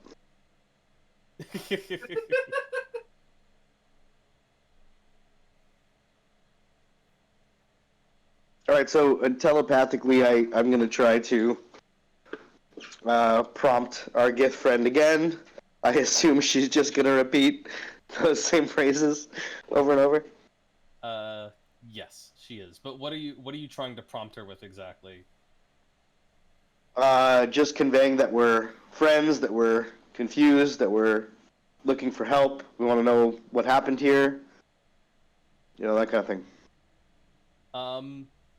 Why don't you give me an insight check? Because she's responding with the same 2 sentences, the same 6 words over and over again. But it does seem that she's trying to convey something with her tone. Am I able to? Are we on like loudspeaker here? I'm assuming so. Is that how telepathic bond works? I'm We're all so kind of insightful. connected. Oh my Fuck you, god. Alan. A 3 and a 30. Wow. 7 is not sure what she's getting at. She's just repeating the same 2 sentences. This is futile. This is so stupid. But Ryland has a little more patience and a little more, shall we say, emotional Guidance intelligence. from above. Oh yeah, that too. He's a better listener, perhaps. And he he realizes that there's a little bit of intention in her phrasing, and in her sort of mental tone of voice. You're maybe even getting a little bit of like emotions coming through the link, um, and you sense that she seems to recognize that you're there to help, that you're friends, and that you're confused, um, and you can tell that she's confused as well. Um, she she you kind of get the sense that like she's sort of experiencing everything kind of fresh and new. It's almost like her mind has been wiped. She still seems to comprehend like bits and pieces, fragments of things, get a little bit of meaning out of what you're saying, but a lot of it is just not there.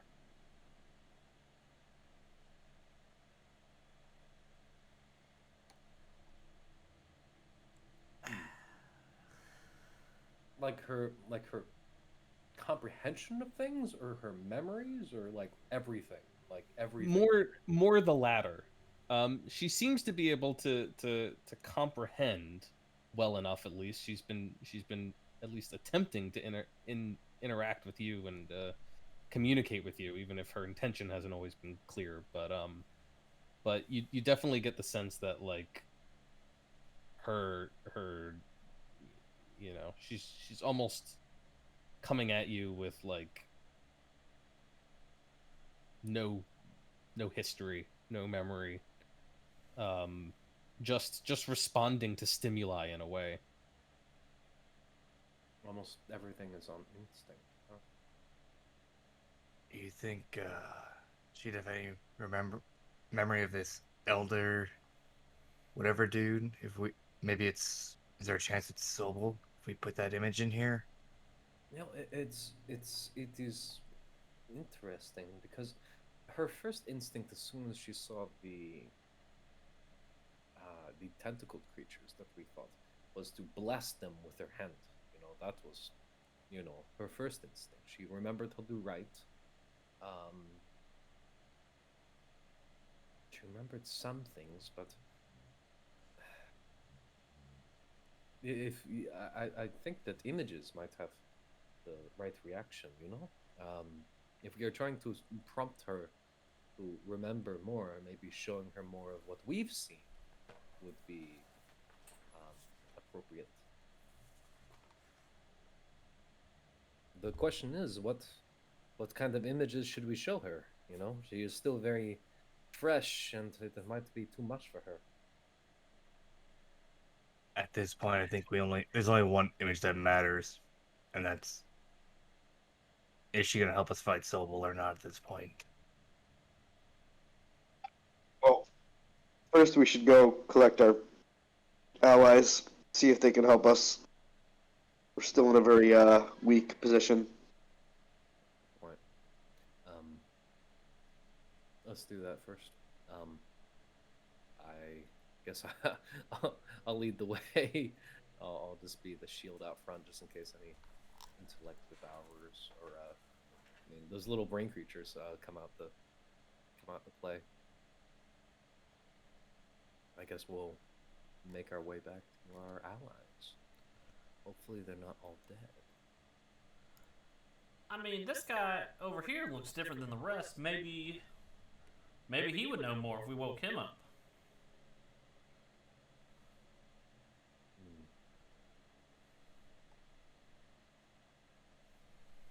Maybe we should get our allies first before we start pulling on more. I assume Rylan said that in the head, not out loud. No, I said it out loud. Oh, never mind. I can't say that. I can't say anything then. As I was. Seven also wonders at some point if there's a third chamber like this off to the right to parallel the one to the left. Maybe there's some slight more information we could gather there. I would agree with that. perhaps there is, but maybe there would be more down this way if you guys can see my ping on the map. Down in some of the corners that we haven't explored yet. No, we explored the bottom left of the map. It's the right side that we didn't really do. Facts. I see. Yep. What? No, I said facts. Oh, Jesus. Okay. Then in that case, gather our allies and maybe wake up one of those elders, like Kevin was saying, and then we'll move on from there.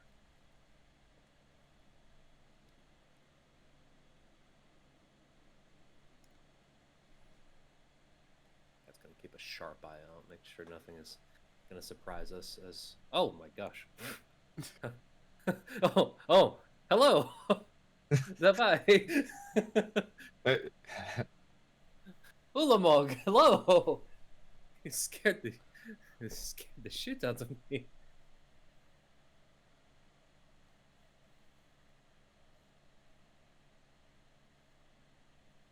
who are you talking to, Cat?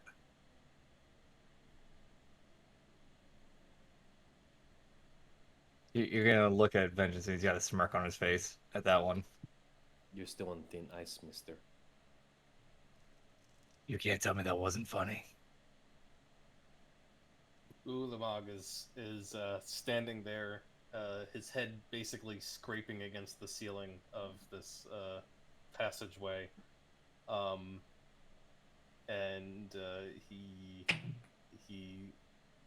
sees you coming forward, and you see a little bit of a look of relief on his face as he calls out back behind him, and you see the other giant Voltzi pop her head around the corner and spy you there,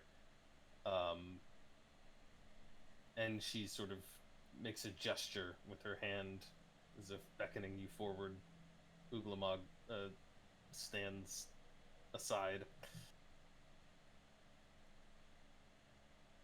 Okay. How do we want to do this? Explain what we've seen so far? Yeah, can't imagine a better way to go about it. Okay. And I guess Cat's gonna get up on this little platform and address everyone with what they've seen so far. Sobel is indeed here. First thing we need is healing, because we did a little bit of reconnaissance by fire, reconnaissance by force.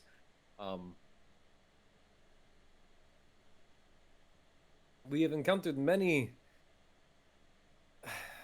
strange things down here, and the giant bones are only really the start.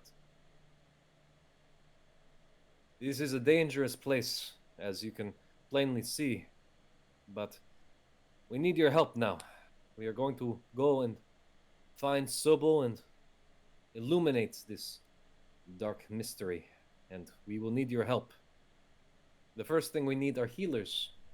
Next, we need our fighters to come accompany us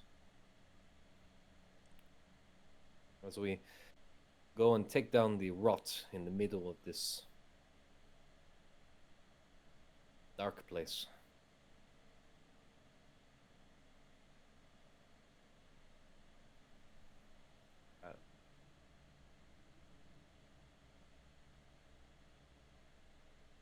Is there any healers, Anthony?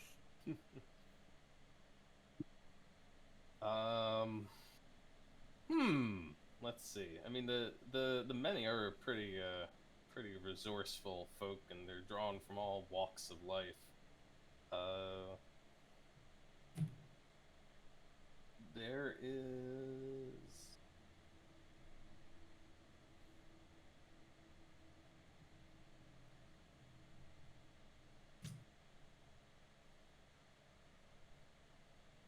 probably a couple amongst them who can try to treat your wounds.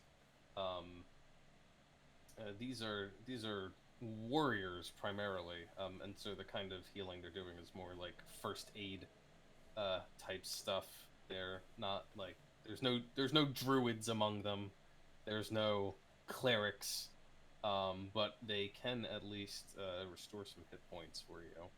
A couple of them in particular step forward and offer that with their supplies that they've brought with them, they can bind wounds, they can administer poultices and things of that nature to try and heal you up. You know what's amazing? The healer feat does not actually have any limits on how frequently you can do it. Really? Oh no, wait, it does. It's every short or long rest. So basically, once an hour, they can start trying to bring some hit points back to you guys.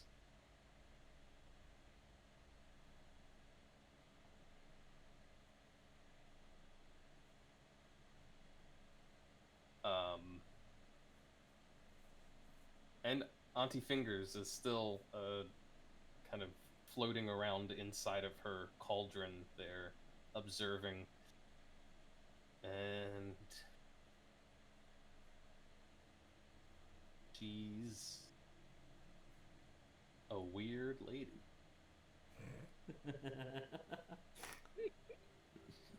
Anthony, how long have you been sitting on this information?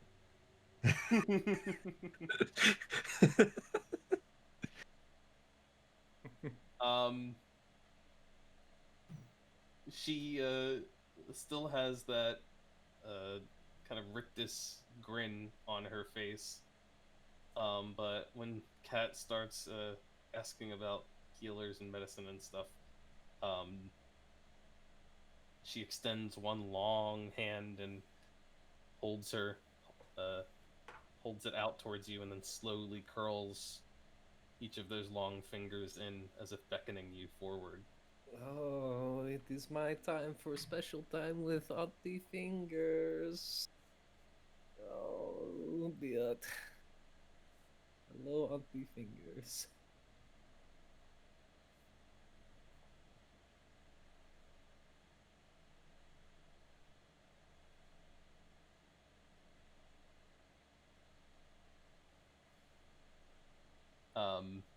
I don't need to sacrifice a goat to gain your favor, do I?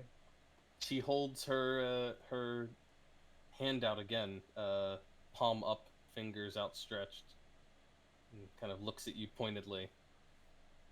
She puts her hand on Auntie Fingers' hand. If you kind of put your hand on hers, you just feel cold radiating off of her flesh. Oh, you have such lovely skin. And she raises up the other hand. You see that as it rises, she seems to summon like a shard of ice in her hand. It looks wickedly sharp.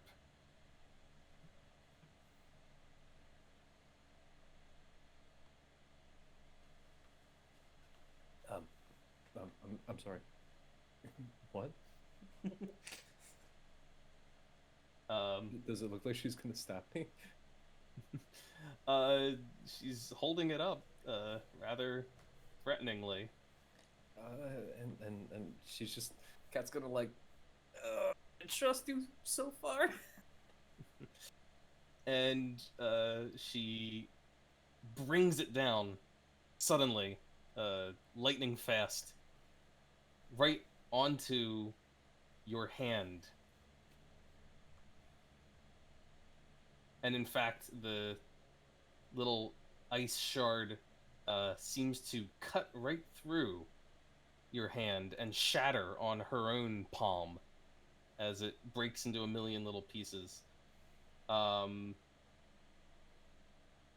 it hurt? Pat, you were expecting it to hurt. It doesn't hurt at all. But as you pull your hand away, you realize that your pinky finger has been severed and remains in her palm.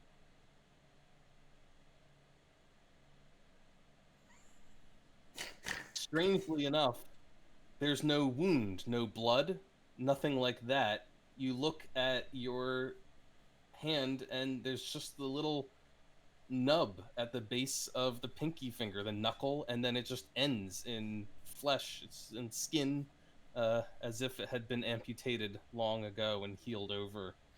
Um, Did you just take my finger?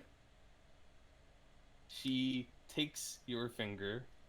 Oh, that's why you are called Auntie Fingers. She curls her own hand around it, and uh, as you watch, it disappears into the folds of her cloak. And then she pulls something else out in its place. Her hand comes back out, and you see now that she is holding. It looks like a brick of chalk.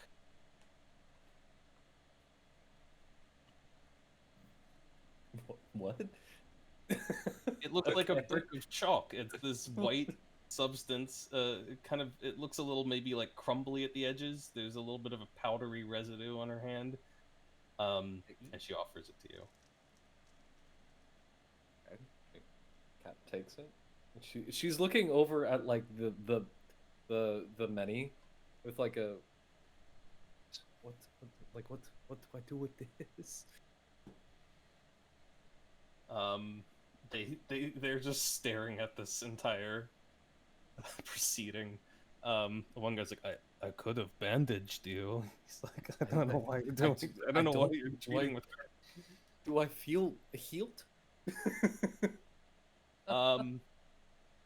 Auntie Fingers uses her hands and opens that unsettling mouth of hers, and then mimes as if she was holding something in her hands, and then gnashes her teeth down. Oh. And then looks pointedly at you. She looks at the chalk and she like moves as if she's gonna break off a piece of the chalk. She shakes her head no, and then makes a big I have to do the chomping whole thing. motion again. Oh, okay. Cat's just gonna Devi, and she's gonna chomp down on the fucking. What am I doing? You chomp down, and it is very unpleasant in your mouth. It's like as you bite into it, it's like crunching into powder. It almost makes you want to like choke and cough it all back up. But Auntie Fingers just gives a little nod to you. You must keep going, medicine. kind of thing. Thank you for the medicine, Auntie Fingers. Do I feel any more healed from that? Or do I feel like, was that like her version of chocolate or something? If you choke the whole thing down,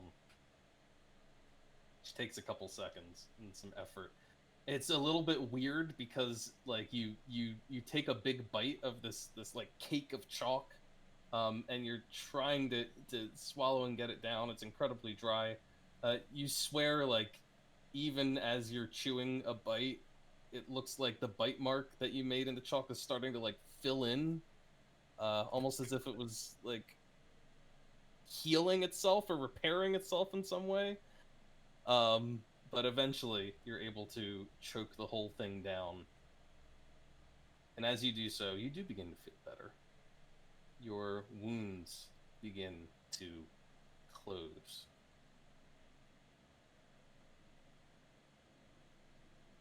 Slowly, but steadily. Did she give me like a regenerative stim or something? Like I don't know what's going on, guys. But how are we looking for heals for everyone else? Great question. How are we looking, Anthony? What an interesting question.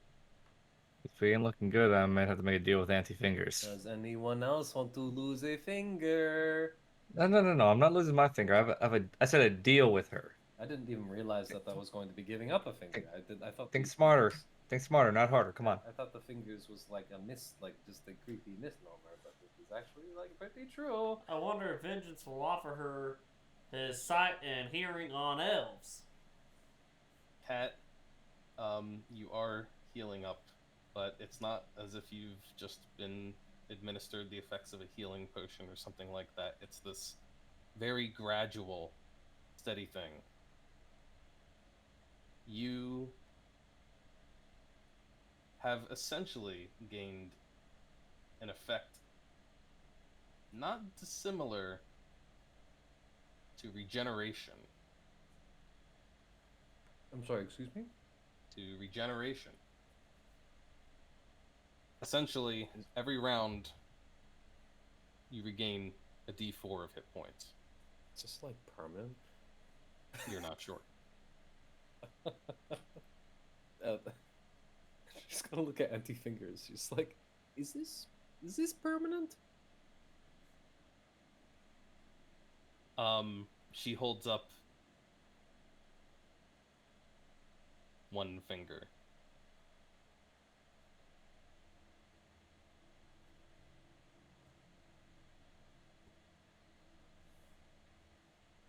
You are so mysterious in sometimes the most frustrating way.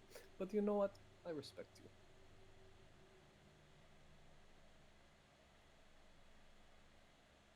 Anyone else want a delicious block of chocolate?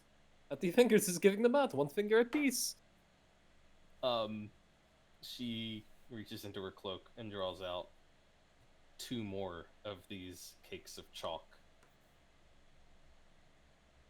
seemingly trying to entice you.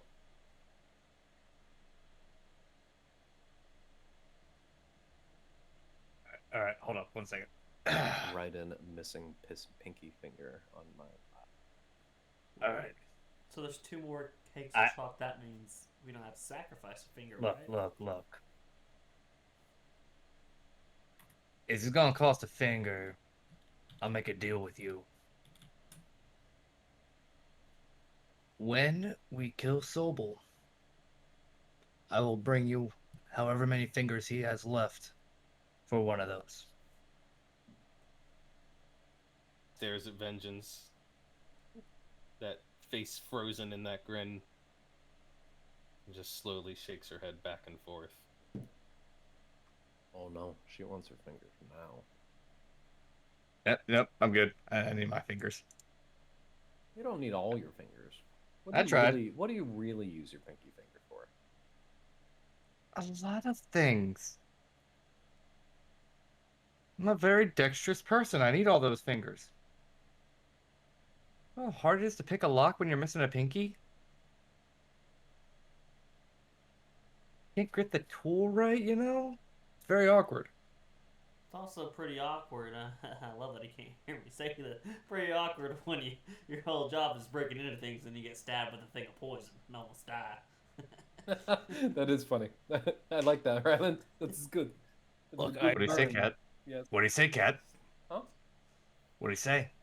That he loves you and wishes you a happy life and happy life. Then that's not funny. What was so funny, Cat? Come on. No, it is funny. That makes it even funnier because what if he doesn't even like women? I can work on binding your wounds, but I'm not. God, I've completely forgotten my Russian accent. Haven't done it for a while. I can work on binding your wounds, but it will take some time. God, what the fuck? I think you're doing great, Anthony. Don't discount yourself. We're not going anywhere. Just get to work, bud. Appreciate ya. Say please. I said I appreciate you. It's the same thing. It's appreciation.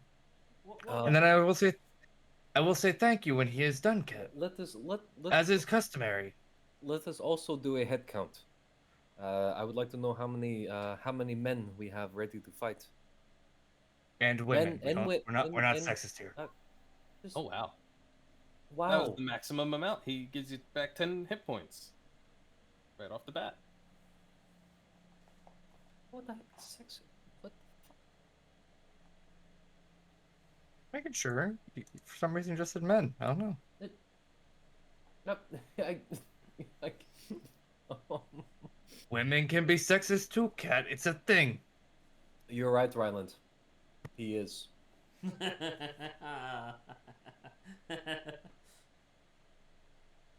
You just heard Rylan No, I laugh, don't think he. laugh I don't think. telepathically. I don't think he really thinks by anything he says. No, I don't think so either, Ryland. By other coincidence, it happens that we are all men here, so there's nothing to worry about. You can just say guys or men or whatever, and no one's going to get offended because I only have tokens that are male for the many. Thank you. What's your name? My name. Well, it's I want to say Dimitri. Dimitri. Yes, it's funny. That's the first name that came to my mind too. But you already met a Dimitru way back in the day, so I didn't want to reuse it. But yeah, people have the same name sometimes.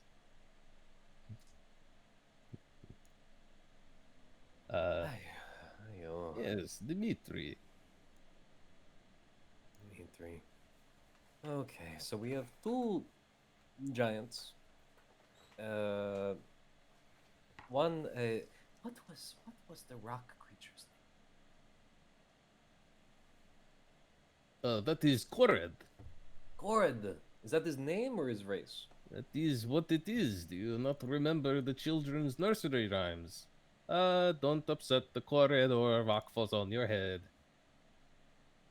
Oh, actually, yeah. No. I learned more. Never mind. But that is very good. I like that. And we have three fairies too. What am I thinking about that? Those are sprites, of course. Sprites. That is it. Thank you. Not to And be how many confused men- with fairies. Yes, very true. And of course, we have anti-fingers. And how many men? 1, 2, 3, 4, 5, 6, 7, 8. 8 men. No, there are more of us waiting back here. 1, 2, 3, 4, 5, 6, 7, 8, 9, 10, 11, 12, 13. There are 14 of us left alive. 14. Oh my, not be that. Alive. Okay. Okay. I can think about the formations in a bit. The only other thing I can think of is keeping like maybe squad back, like maybe 6 men back to watch the entrance, make sure we don't get pounced on from behind. Take the rest up with us, along with Vugzi and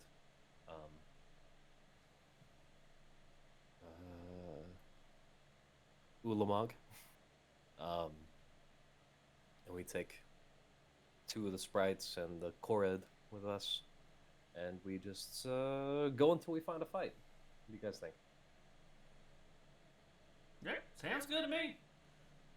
I say we still gotta wake up one of them other looking fellas in there. Or we can just keep going. Like Seven said, I think there may be another one further down. We can always wake up one there. Maybe they put like the dumber ones, up front. Yeah. Auntie Fingers kind of does a little, huh? She's like, still got those 2 cakes of chalk in her hands. She's like, oh. Cakes. So okay. Any takers? The cakes of chalk. Just to reiterate what Rylan saw, she cut off Cat's finger and turned it into the chalk, right? And then they had to eat the chalk. You're not really sure what her hand disappeared into her cloak with the finger, and when it came back out, she had a cake of chalk. I'm not doing an equivalent exchange thing. Ugh. She has 2 cakes of chalk in her hand right now. It looks like she's offering them per pinky. For the low price. With 1 pinky.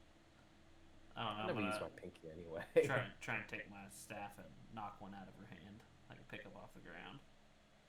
Wow, you're gonna fuck on my aunt like that? If you're swinging your staff around, she takes the 2 chalks and tucks them back into her cloak. Oh, Ryland. don't really want to give up a finger. I didn't even know I was. Yeah, which is why you usually let Vengeance do things first. Cat, by now, by the way, Yeah. you should be back to full health. Oh no shit! Hell yeah! Told you, wonder if 1d4 this- per round. I wonder if this is forever. I really kind of hope it is.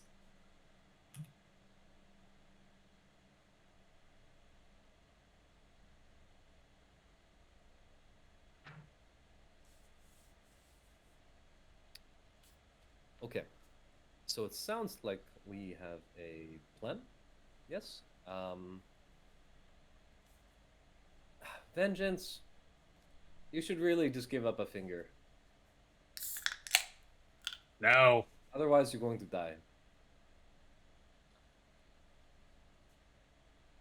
I need the digits. Why are you being weird about this? It's empty fingers. Look at her. She's so trustworthy. Unless she's gonna give it back when this is all over, I'm good.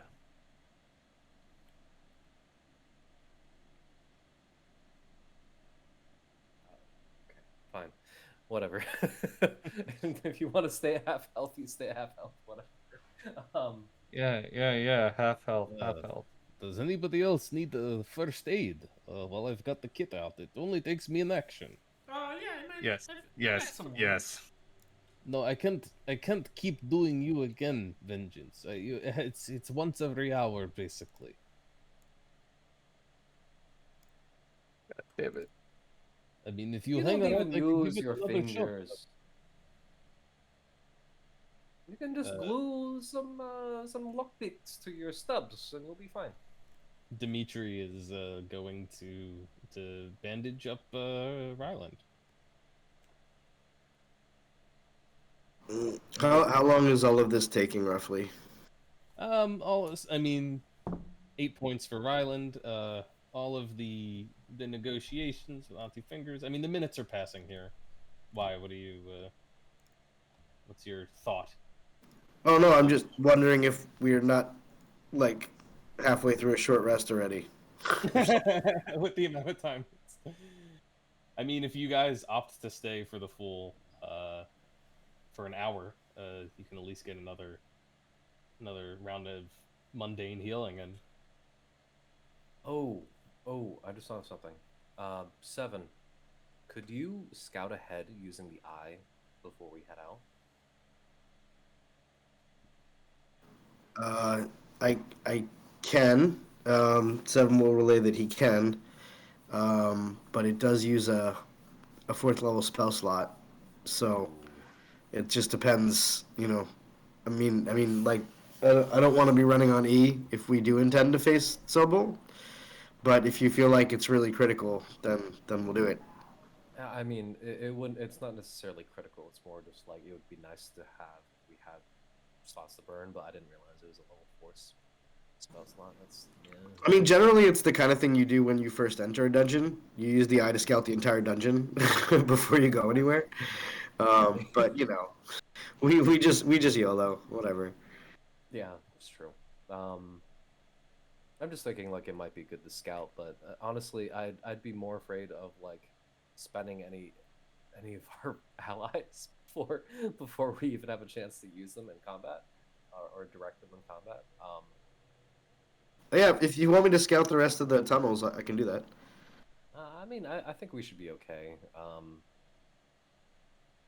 Yeah, we should be fine.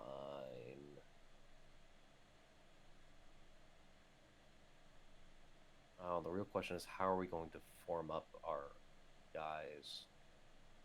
Because we have Ulamong and Vulgzi who barely fit in the tunnels.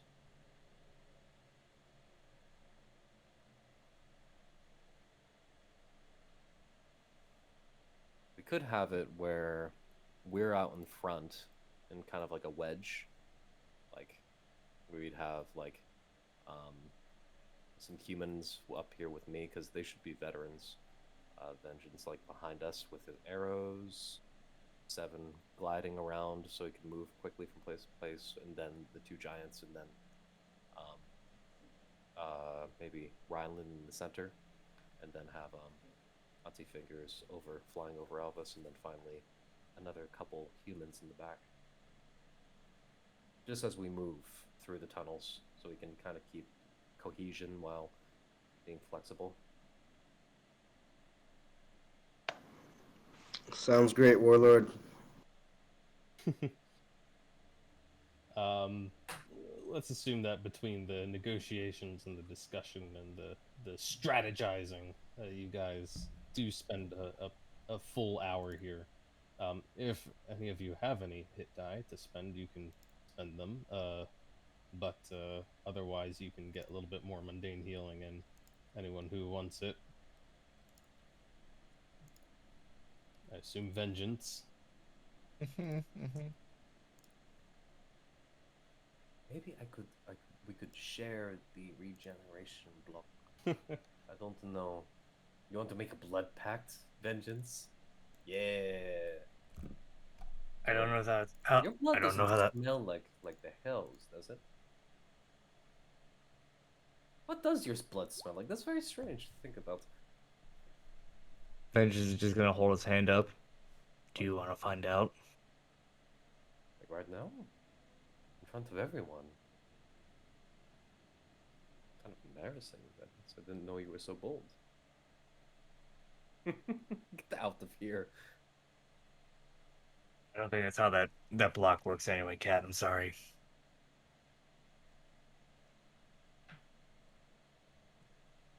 Wait a sec. Don't you think you'd also would have smelled my blood by now if it smelled like that? I have bled a lot since I've joined you guys. I don't know. Like a lot. Okay.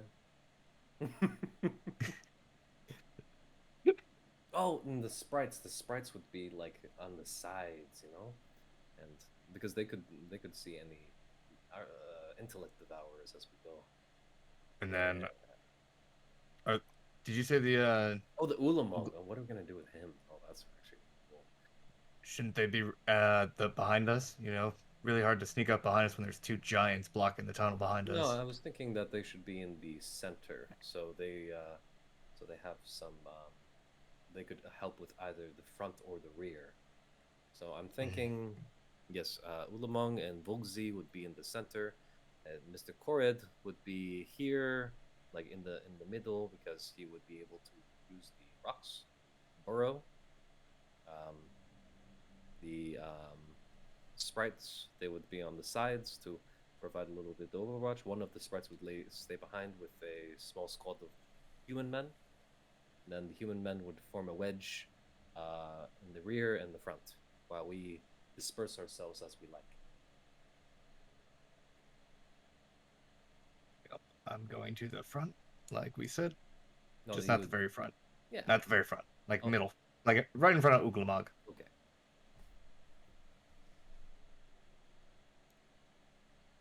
Wow. Okay. Bunch of little doodads, little guys moving around. Little wedge shapies. Great. Something like this. I'm not gonna try and coordinate literally every single one of them, but Yeah. you get the idea. There's a whole squad of you starts marching down the tunnels collectively. I just get. With you guys mostly trying to stay in the center, keeping most of them up ahead of you and a couple of them behind you. The giants and the Fey folk kind of in the middle, humans in the front and the back.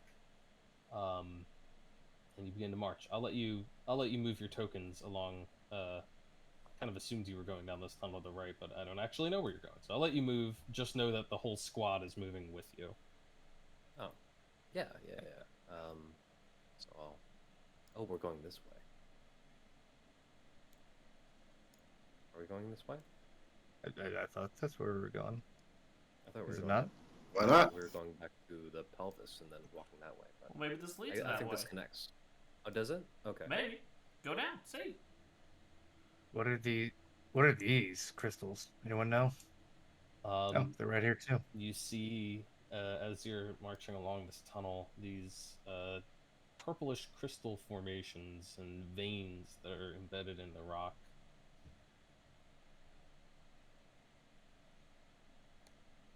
I don't think good way to go. Do these purple crystals look familiar?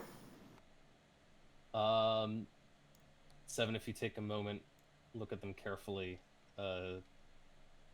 They look a lot like that hunk of purple crystal that Cat has been carrying around for some time.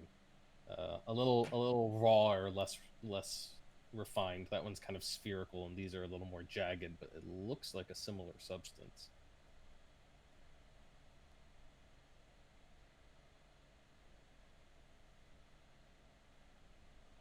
So I am concerned because this looks like it does not end in clean land bridge. And the last time we touched any of these, they all swarmed and tried to kill Vengeance. So let's not go this way. And we'll just go back around all the way to the pelvis. Just go back that way to the north. Take a long way around. Okay. So yeah, we're gonna take a long way around because honestly, I can't be bothered. I don't. This is the good thing about the formation because it's the back. It's going back to the same. It's facing back. So we can About just like face! switch. They all About turn around. face. We'll just turn around. We'll just go this way. It's about conserving resources. Yes. Yeah, we don't need Vengeance playing in the water. Yes, he can swim. Who can't swim, Cat? You can't swim. I can swim. You can't. Yeah, I can. You can't. I was literally on a pirate boat for a year. You think I can't swim? It doesn't mean you can swim. What madman would be on a pirate ship for a year and not know how to swim? A lot of people. Well, I think a real madman would probably be in the water and not on the boat if they couldn't swim. Boats float. Oh, boats float. Ryland said. Vengeance. Yes, but as the others are bickering, you're well ahead of them. Eager. What? No, I'm not. I was right here next Evan. to Oh, I was Ryland. You meant 7 again. I meant 7 again. It's the V's and the eh sounds. Like I've lumped them together in my head.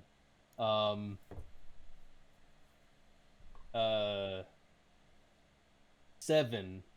You make your way around the corner, kind of pushing ahead, eager to see what lies further in, and you do indeed find that in addition to more bones and pools of this liquid, the tunnel seems to continue further to the north, following what you can only assume are a pair of arm bones that stretch in that direction.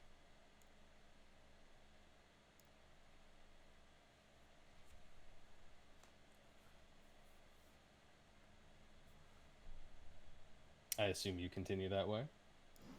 Charge! Charge. Vengeance. 7, 7, 7, my god. We're all going. This has been like the worst thing that's ever happened to me is Vengeance joining the group. Do you remember Seraph and Sarissa? Oh my god, that one was rough too. It's okay, my backup's gonna be Sergey now. Yeah. Alright, let's move you guys along. Get out of here. Why don't we? Place is hell. We're just going deeper into Hellville. Yes. Hellville.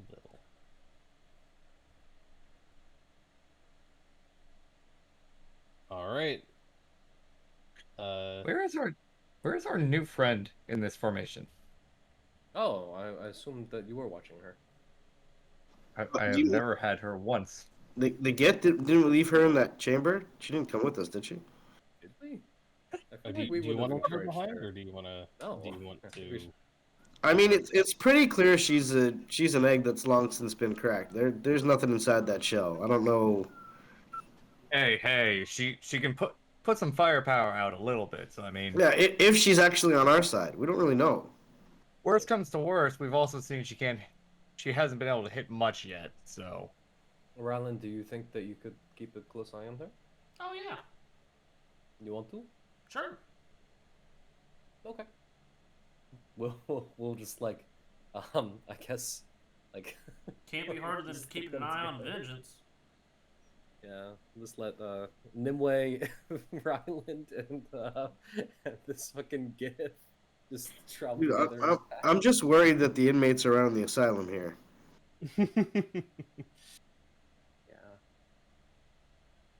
Yeah. Actually, I think this may be the perfect time to have Nimue stay behind with the rear guard, so that she is going to cover your escape and exit should things go bad. Someone needs to stay here to coordinate this lot. Good idea. Hashtag real MVP. Stay safe. And let's hear a quick yay or nay. Are you guys taking the gift or not? Yay. Yay. Well, if they're willing to babysit, Okay. Then she comes with. All for the now. productivity of vengeance without the mouth. Aww. And let's hope this is set up properly. I think it is. Got a whole crowd comes in through the narrow tunnels. You can see that the giants are struggling a little bit with these narrower tunnels, kind of having to duck and squeeze their way through. But at least they are through. You cross along these arm bones and find yourselves in a tunnel that seems to fork in two directions.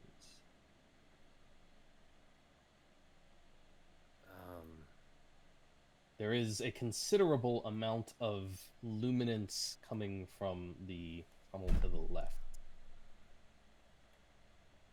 Sounds like we go right.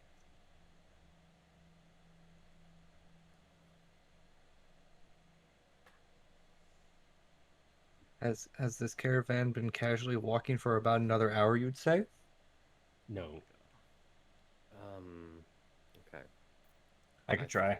While we're I sitting here think- waiting to go, I'm taking out 30 feet of rope I have left, and I'm about 10 feet into it. I'm tying that part around my waist, and just kind of throwing the other half over my shoulder. Okay. Just BT does. Oh, just in case. Mr. Sobel. Okay.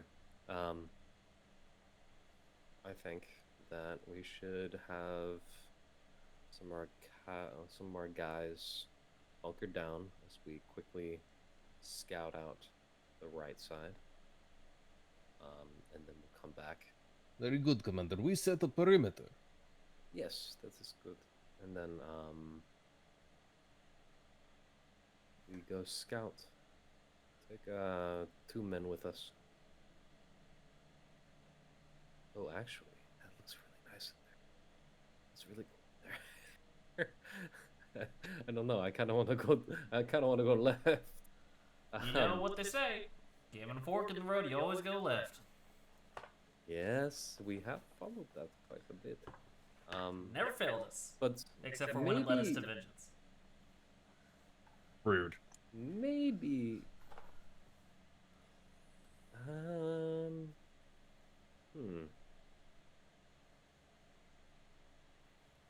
I'll leave this up to you guys. I've been talking way too much.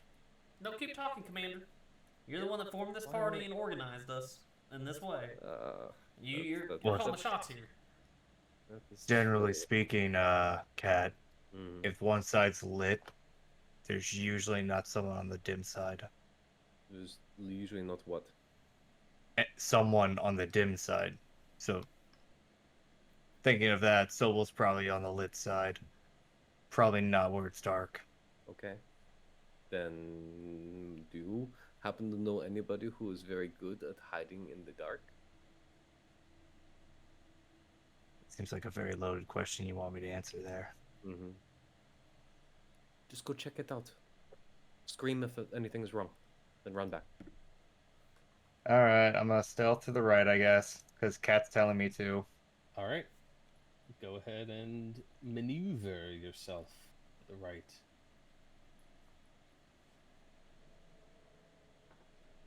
Right, you round the corner and you see another little branch in the tunnel. It seems that the main part continues on to the north, but you can see a little offshoot to the south.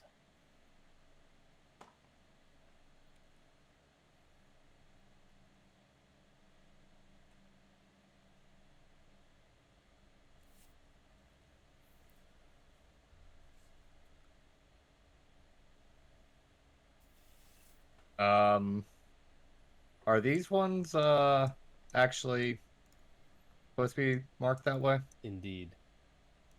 Okay. Um, We still have raries up, right? I'm gonna. Yeah. Oh, actually, no. That It's was good for only an an hour, hour. wasn't it? I'm gonna tap this one right here to see if a message plays. Oh, I'm gonna redo it while we're sitting here.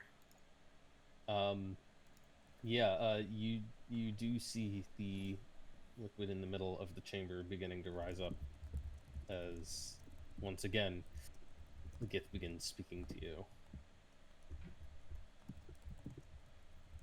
Although this one's a little distorted, it seems that the figure is kind of like only partially forming out of the liquid. It's kind of part of it's kind of slumped and almost like a like a snowman that's melting. It's kind of missing some of its distinction and features, and the words come out a little garbled, but you can still understand the translation in your mind.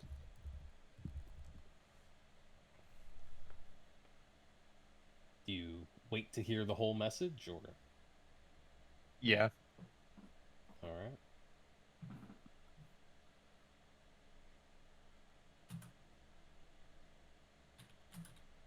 Well, obviously I'm gonna listen for the whole message while paying attention to this tunnel, make sure nothing's trying to sneak up or come down this hallway. Um, yeah, you don't see any signs of anyone coming down the hall. It takes probably a minute or two for the message to play out, um, giving Ryland enough time to get the telepathic bond back up. And there you have it. It's in your journal. Mine?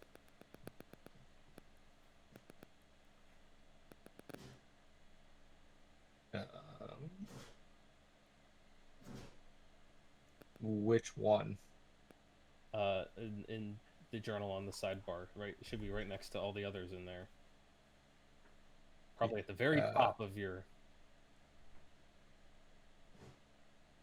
Okay, so it's the very top one. Gotcha. Yeah. Yeah, I got it.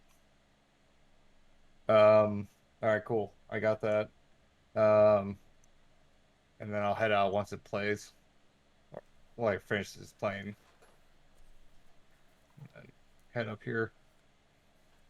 Still, sneaking about like I do.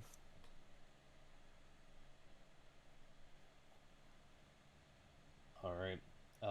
You see once again the remains of a titanic bone partially excavated from the ground.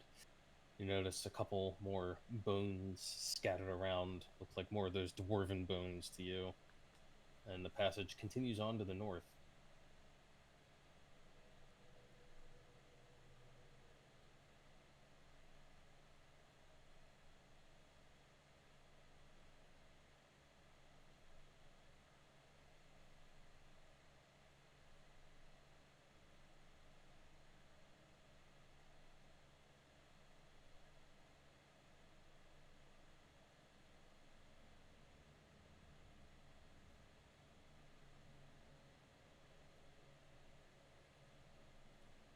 Is And this oh, there does appear to be an exit to this chamber.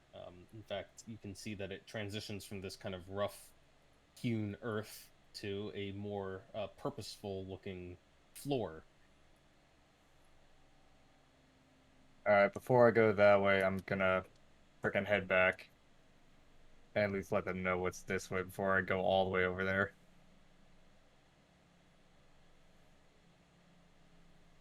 Coming back. Frickin' So there's another one of those. I'm gonna call it a tomb because they're mostly dead in there. But I got a partial message. Um, something. I think it started with finally. It was kind of cut off, but I think it said finally ceased in thrashing against its leash, at least for now. I am optimistic that the days of cleaning mindless husks from the pods are behind us. Instead, a staggering new result. The parasite has manifested a consciousness, not some incomprehensible alien intelligence, but one of childlike innocence. Elder, some name I am not going to try to butcher, speculates it has absorbed and mingled the memories of those in the pods, and the newborn is the result. Its manifestations are vague and formless, mostly observable through the psychic levitation of small objects and influences in the behavior of animals. Blessedly, it seems incapable of conjuring the manifestations within the sepulchral caves. The bones of the megafauna continue to protect us. While I am aware of these developments, Musable. Oh, that's okay. Musable seems to believe they're a positive sign. He suggests something which must be divinely inspired or utterly mad. I cannot decide which. We must find her a friend, he said. The name I was struggling to say earlier was Elder Musable. Right. I and and Cat's gonna um look over towards Seven. It sounds like the parasites may have been fake clean. Do you think the friend for the Fey Queen Was Sobel? might have been? No. Might have been um whoever she referenced when he said when she said he was there when she died. Hmm. I don't think the friend it's referring to is your grandfather, unfortunately. I didn't think it was. There's only two friends I've known that the Fey Queen has had besides Sobel, but it was kind of mentioned I already. don't think that my grandfather was a friend. But it doesn't matter. She cared about him. That makes them friends, right? She put him in my sword. Yeah, she didn't want him to be gone forever. That's caring. Technically, she put him in a sword, and then it happened to be yours afterwards. And she didn't be like, "Oh, that's Cat's sword. Let me put him in there." Aside from that message and the tomb, there was another tunnel that went north. There was another bone there, and then there was another tunnel that branched off of that, but it was it was a much nicer floor. Like an actually like fine made floor that I didn't want to go up without at least reporting to you guys or seeing what you wanted me to do with that. I'm sorry, I've been staring at my word cloud for a while. Another big bone. Next to big bone, nice Any- paved road. Anywhere else? Does it lead anywhere else? I don't know what's beyond that paved road. I didn't want to go that way without at least reporting back what I found so far. Interesting. I wonder how long Sobel's been doing these experiments here. This megafauna it keeps referring to. Maybe it's actually talking about the bones. What else would it be talking about? The fauna it makes me think that it was plants, but megafauna as in big thing, living thing. It makes. I was just. Doesn't And she scribbles something out on her word cloud. does fauna just mean life? The megafauna is the big bones, Cat. I knew that. Yes. Yeah, it says right here, and she points to below where she scribbled something out. Has the same effect that the Titan's bones had where we found Dijkstra, protecting him from the Fey Queen's ability to scry. Whatever she is can't penetrate. And that means Sobel, if he's here, is quite safe from her. She can't affect him in this place. You don't think, and she grabs her little document that she's been looking at, and she keeps noticing this elder Musable pop up again and again. And she's quiet for a moment. I think we need. Yes, Before I say anything, I think we need more information. the similarity of the pronunciation is suspicious. You know, Kat, if you on the spelling of your board there, if you take off the MUU on the front there, it's kind of the same spelling. I that is what I am. Oh, Just making sure. Sometimes you don't seem to connect dots. Okay. The elder commands. They've been betrayed. They were trying to suppress this parasite. The elder decided to employ it.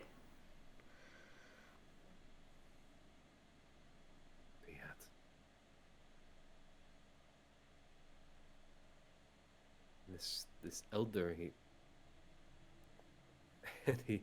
killed, and she looks back at the gif following us.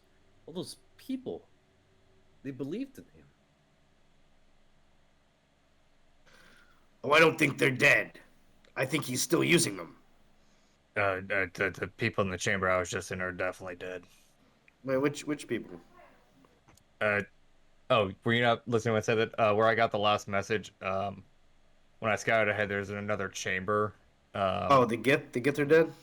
Yeah, half of them are dead. I think there was like 2 alive in there.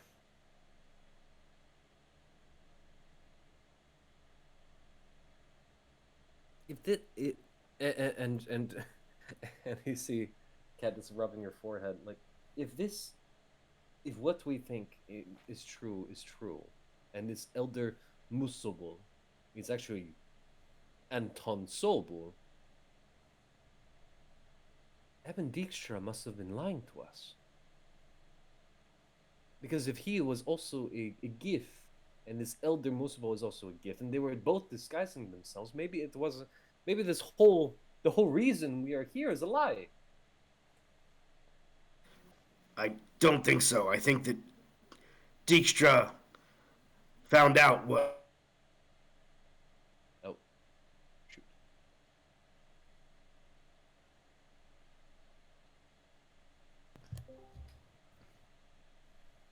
He knew too much. I had to get rid of him. No. Vanished. Oh, sorry. Anyway, it doesn't matter. Let's go kill stuff. Oh, okay. You were Right. No, I thought you were gonna say something cool there. Hold up. I thought you were gonna say something cool too. I was really excited. No, I don't. I mean, I wasn't. I guess I'm just pointing out that what Seven said earlier, that you know Dijkstra, just because they were both Gith doesn't mean they were working together, right? Sobel fucked everybody over, and Dijkstra wanted to make it right.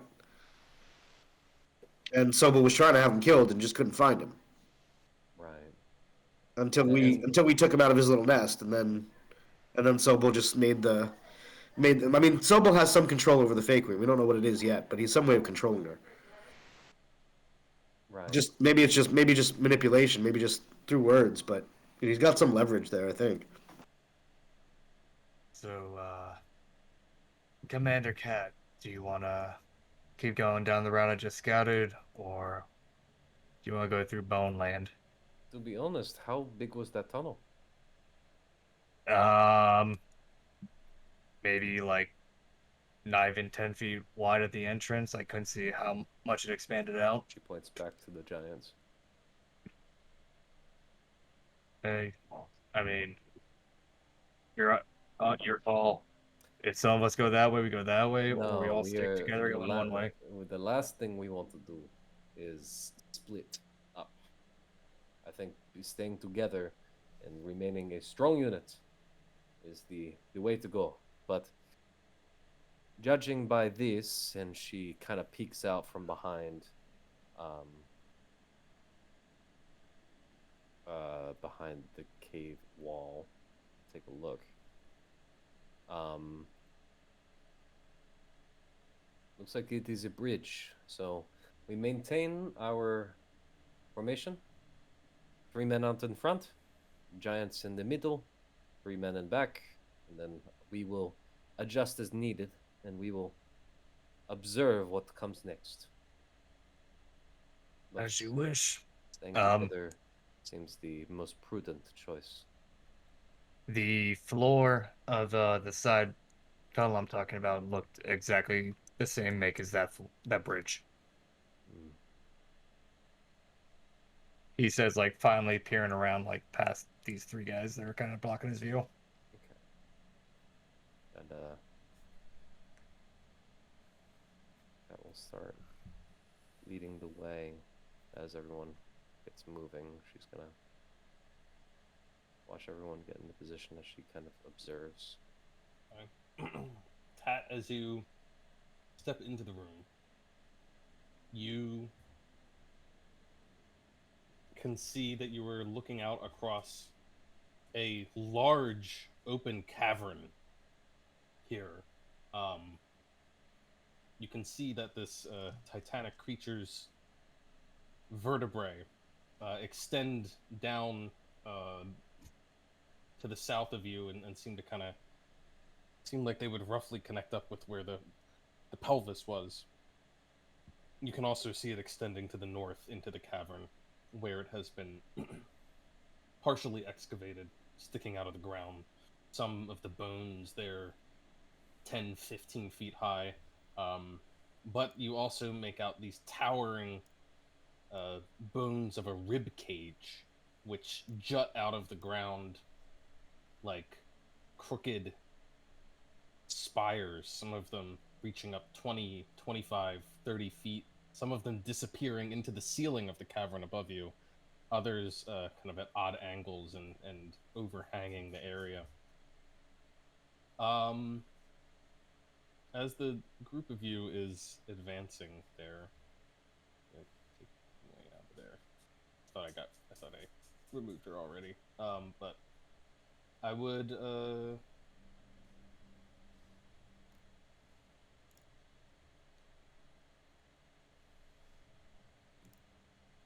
like you to pause for 1 second. Mississippi.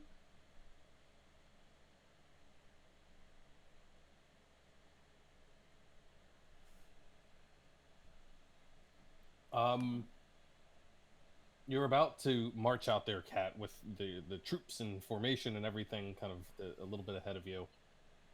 When wow, I think you're in good shape. Ryland at least notices. Cat does not. Vengeance does not. So it's only Ryland who catches sight of something in the distance. The glow of the bones kind of extends up to the north end of the cavern, and you, Ryland, notice a shadow moving in front of some of the bones. Something massive that blocks out the light. And then the light returns again a few seconds later. You thought you got a glimpse of a massive, almost fish-like creature, although far larger than any fish you've ever seen, that was drifting through the air. But when you peer over in that direction, you can't seem to see it again.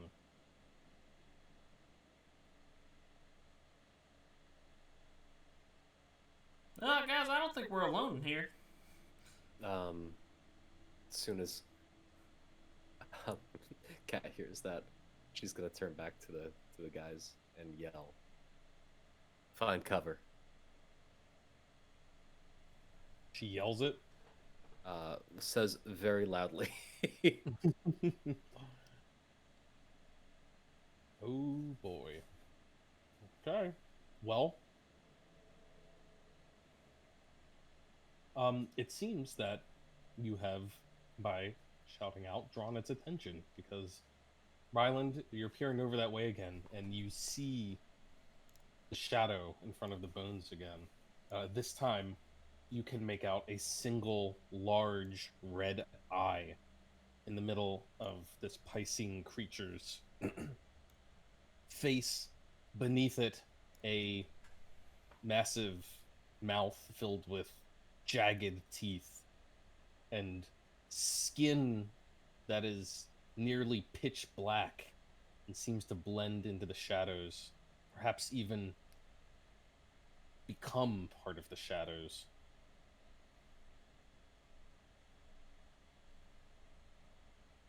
I'm going to need you guys to roll initiative. These guys were leading the way, like you said. Doo-doo-doo.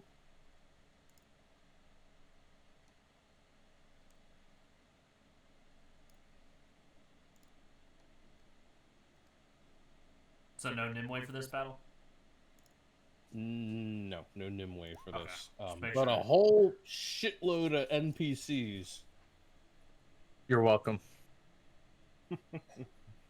Well, I knew it was going to come around to bite me eventually. You gave us an army. We're damn well gonna use it. Here's how I'm going to handle this. I'm going to break up the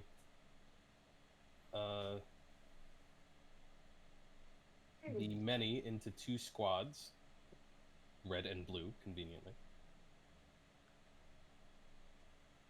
I'm going to give each of the giants their own initiative. The pixies are going to act together, and the Cord's going to act with the pixies because I don't think they're sprites. I think, not pixies.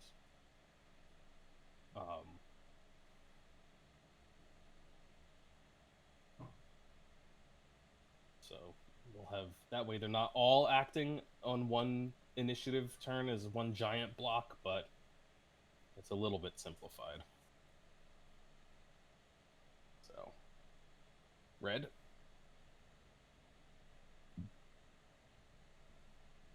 Blue. And we're going to do... they have a +1. Oh, that's rough. And that's also rough. These forces, these humans that you brought are suffering up here in the extreme cold, lack of proper sleep, so on and so forth. They are way behind. Giants, on the other hand, might fare a little better. And then one initiative for the sprites and the horrid.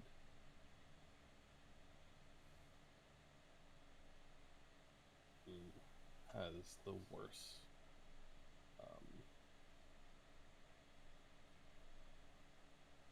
Shockingly, not shockingly at all, the Corrid. So he's gonna roll for all of them. Excellent. And now it. The thing.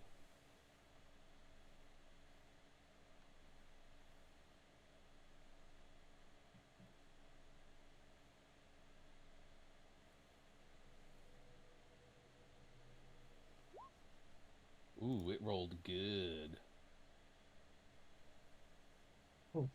What is that name?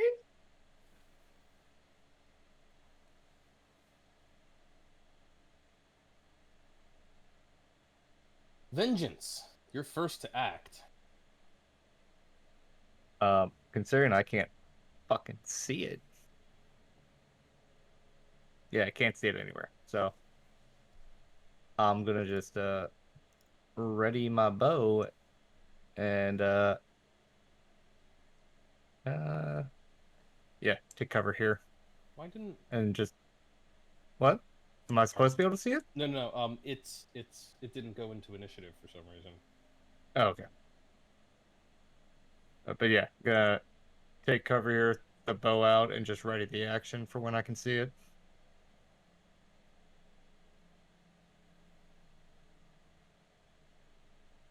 All right. pull out the bow, ready to shoot. Well, it is going to come swimming your way. You can vaguely make it out as a shadow moving amongst shadows, weaving its way between the bones, but you might notice that as it swims, it actually seems to, at times, pass through the bones, like one of its fins might just kind of go right through the bone. It seems to be not entirely there, insubstantial in some way, as it comes towards you. What is its movement again? All right. It's going to swim right up to you guys, but fortunately for you, it's dashing to do it. Vengeance, at some point, it comes more clearly into your line of sight, and you can see it before it gets right on top of you and take your ready shot.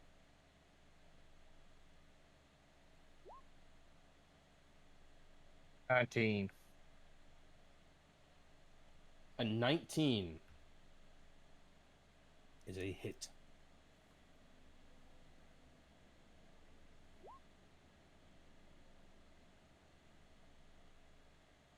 Seven points of piercing, which, as you watch, your arrow goes right through the thing. It kind of shies away a little bit as the arrow passes through, and it seems to react, but not substantially. Did I That's happen... not good. Oh, sorry. Did I happen to see it when it swam right up into range? Or is it within range? It is, yeah, it enters your reach. Okay. I'm gonna give it a go to...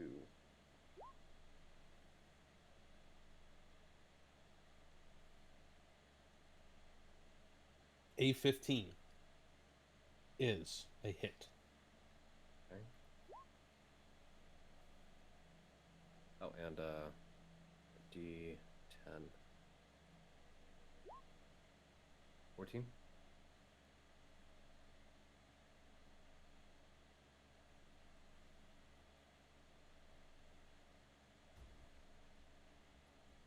Let's see here. 14 points of damage. The magic blade seems to cut right into the thing, and it shudders as you wound it.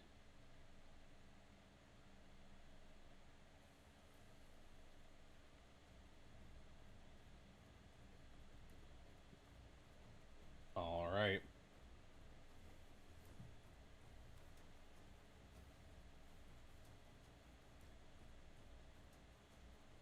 It's Uglamog. Unfortunately, Uglamog is not in a position to be able to just march right up there with all the little folks in the way. Fortunately, good side of it is there's rocks around, and he's good at throwing rocks. So he's going to throw a rock.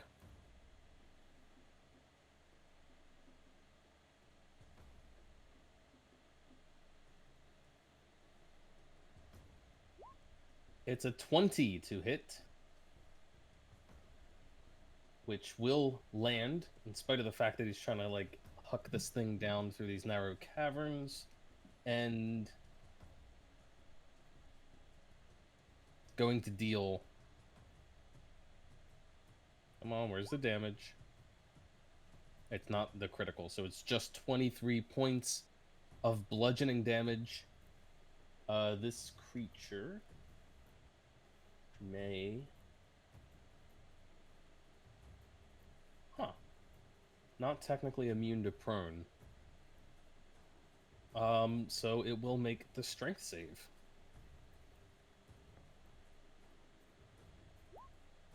Which it passes easily. It doesn't get knocked out of the air, but it does take half of that 23 points. And that is Uglamog. Ryland. I'm technically not within reach of it right now, right? You are not. Okay.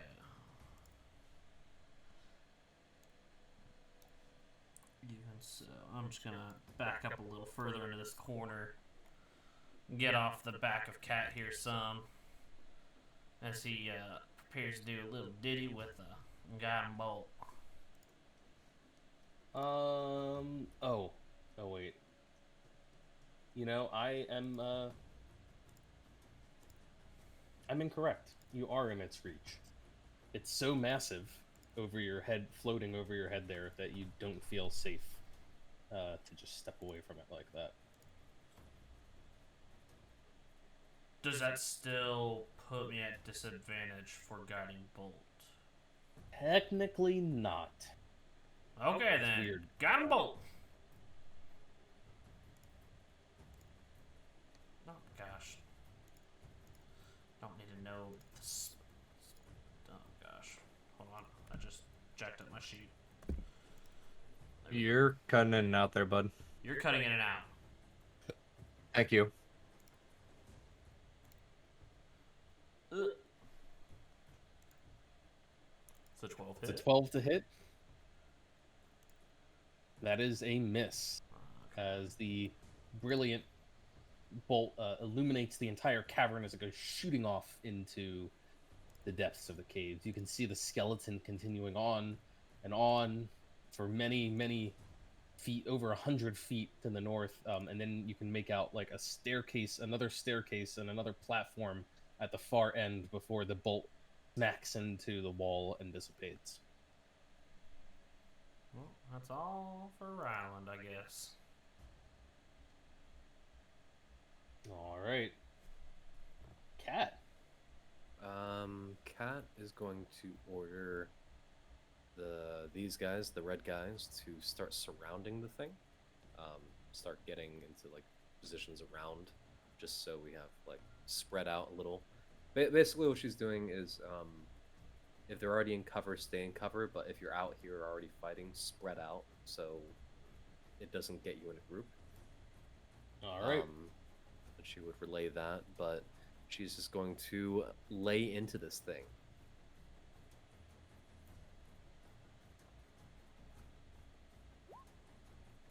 $20? 20's a hit. And the Melnikov blade does its work. And another 20. And fuck it, why not? One more. Oof! 20, 20, 20. Ooh. Baby. All right. In total, that's what? 40, 44, 50, 60, 65? Am I doing that right? Am I retarded? Yeah, 65. You're right. Pretty big. The cord and the sprites are going to hang back because they are not keen to get too close to this thing. It's so much bigger than them. But they do have ways to contribute. The sprites are not particularly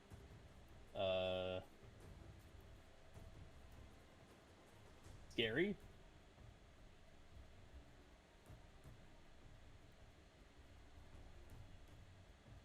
But they do have little short bows.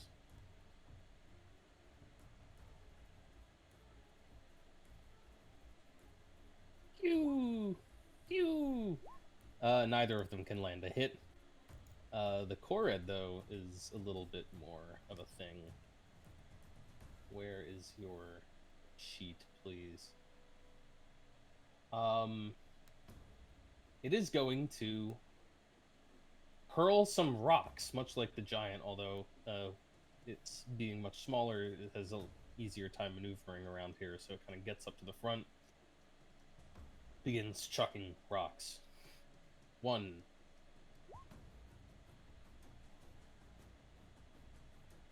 Oh, it actually deals a lot. Whoa, man, what a roll. 2 great rolls. It deals more damage when it's on the ground.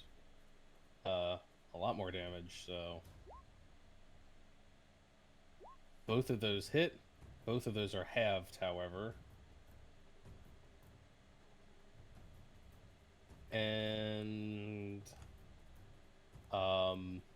that is its turn. 7. Alright, correct me if I'm wrong, but I don't think I'm in its reach. I don't know how big its reach is, though.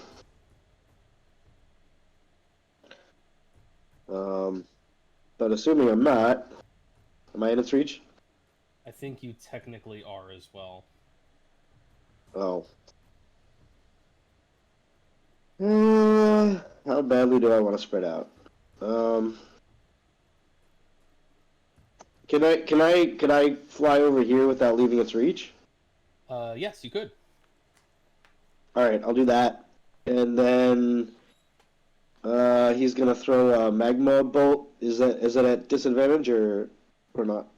No, it's only disadvantage if you're within 5 feet of a creature.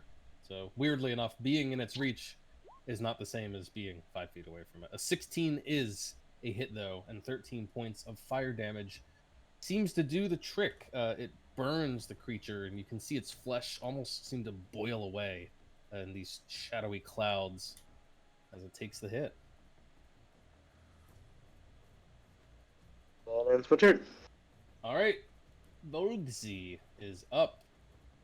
Volgsy is also dealing with lots of issues here. She could throw rocks too.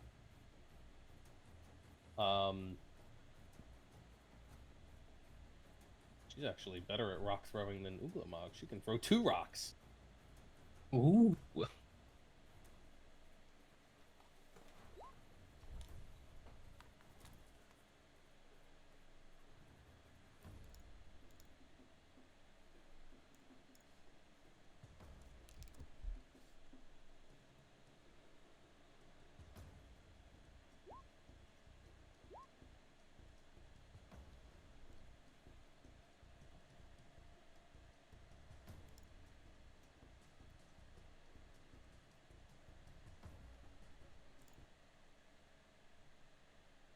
Or It does have to make 2 strength saves.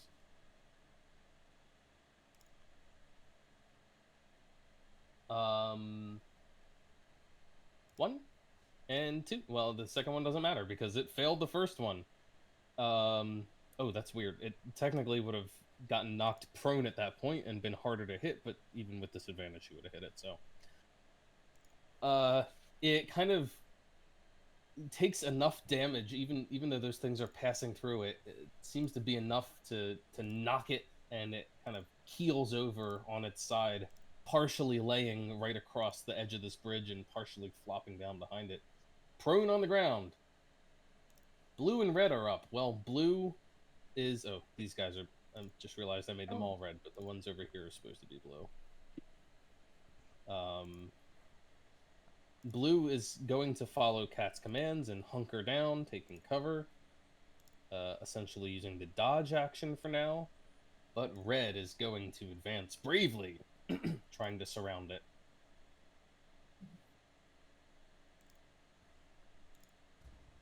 And they're going to attack it. And these guys get a lot of attacks. They are gonna swing in with long swords. Let's see if any of them can land a meaningful hit.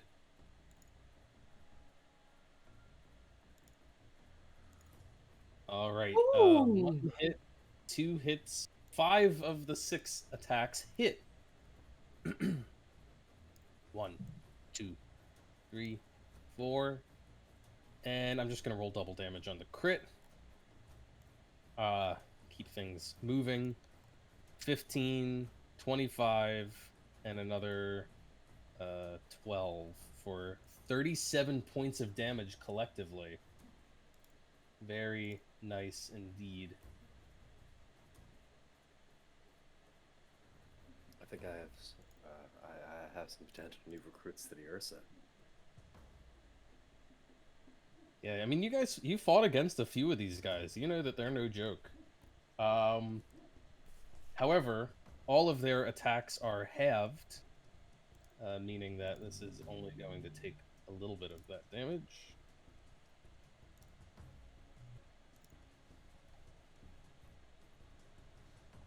And it is Vengeance's turn. Do I need to get here to attack it, or one space up? You can attack it from there. Alright, If you're cool. going for melee. Yep. So rapier, warning, and rapier offhand.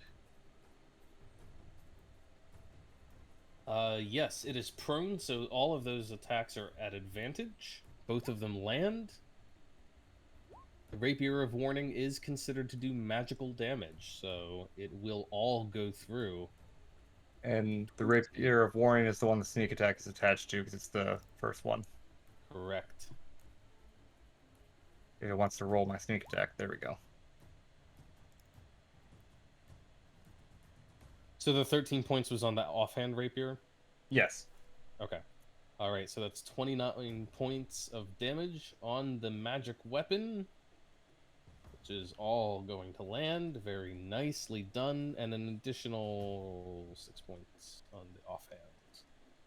And then in true vengeance fashion, yeet skeet skedaddle the fuck out of there. And I'm ending my turn there. Okay, that will provoke an opportunity attack. No, it won't. Won't it? Fancy No. footwork. Oh, that's right. If you make an attack, you can just back the heck out. Good thing, too. Because this thing is going to take its turn.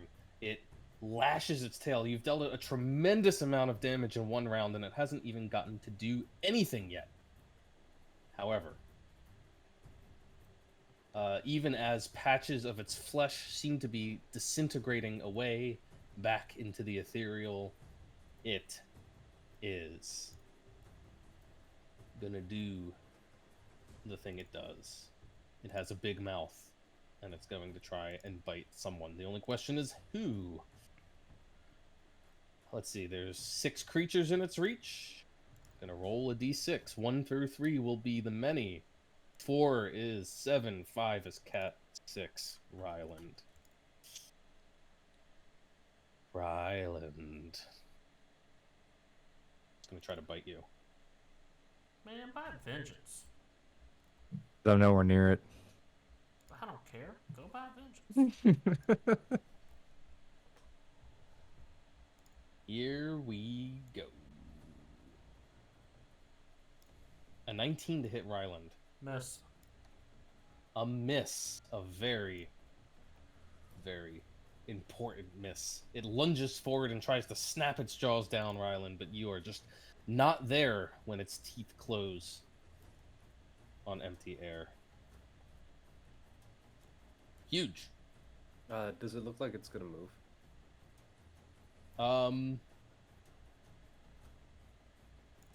No, it's staying right where it's at, but it is going to do one more thing on its turn, which is turn that great big red eye of his down upon Cat. Oh. You'll need to give me a wisdom saving throw. Oh. About that.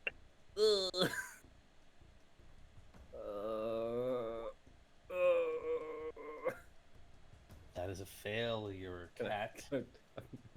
Oh man, do I want You to?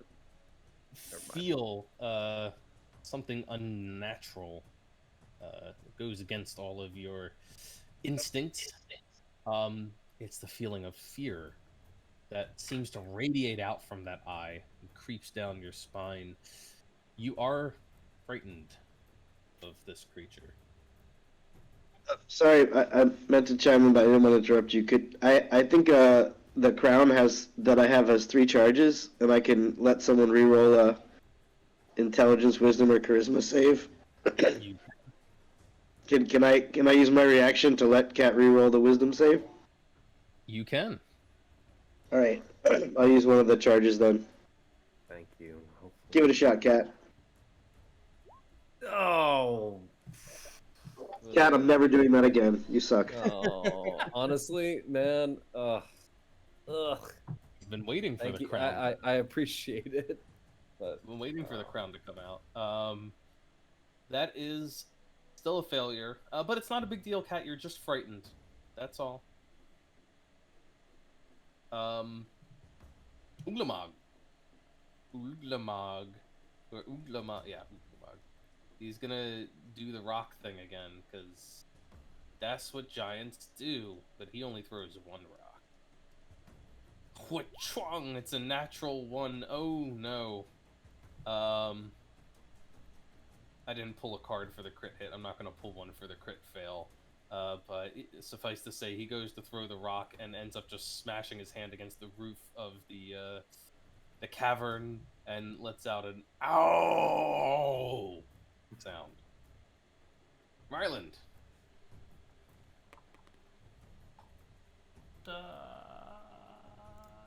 Yeah, we're gonna keep up the. Actually, no. You know, we're gonna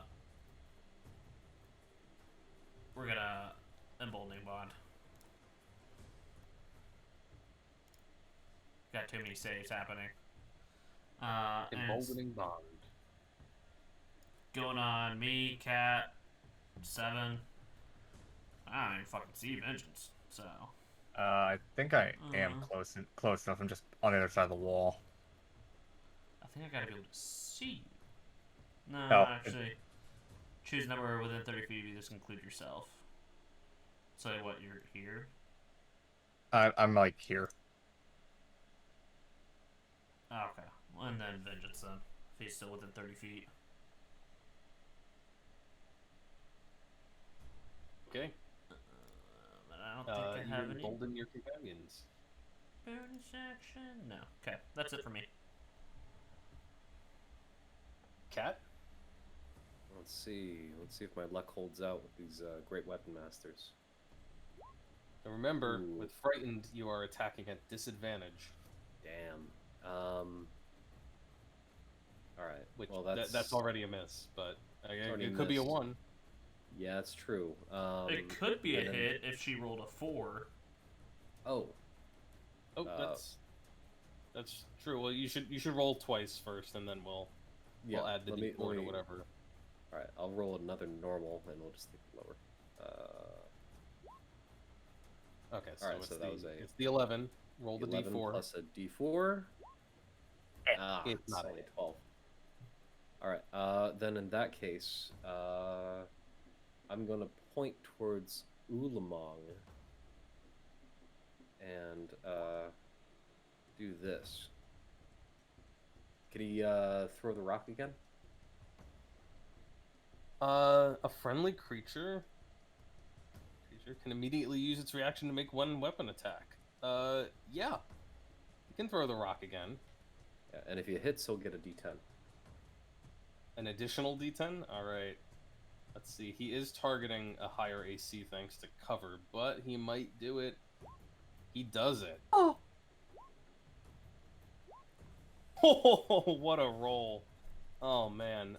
Total of 39 points of damage. Halved. But that's still significant. And I'll use my last attack. And this Wait, thing wait. Oh, what? It's got to do a strength save first. It fails, and it collapses to the ground once again. And if it's prone, I would have advantage if it was a normal attack. Does it cancel out in just a normal roll? It does cancel out. All right, then I will do another Great Weapon Master. And I'll throw a superiority die on it too. Wow. Just in... Commander Cat, using her troops to her advantage, scores a hit. Yeah. I'm sick and tired of being frightened. So I want it to be frightened of me. All right. Yeah, it needs to make a. Let me double check what the save is. Wisdom saving throw. What does he have to beat? I never know. 8 plus my proficiency bonus plus my strength modifier, so that'd be 14. Pretty No, sure that'd it be fails. 12. Yeah, that's a fail. Yeah. Oh, and I get to add a D10 to that roll, to whatever the damage is on this roll. Isn't much, but a 19, D10. 26. 26. Oh man, all right. It's looking rough now, real rough. All right, and I think that's all I can do this turn. Okay. The Kored is once again chucking rocks from a distance. You've got lots of range support with these guys. Rock, rock. Only. Oh, it has disadvantage because it's prone now. But it does score one hit, dealing 18 points of bludgeoning damage, halved. The sprites are continuing to try and shoot. Little short bows.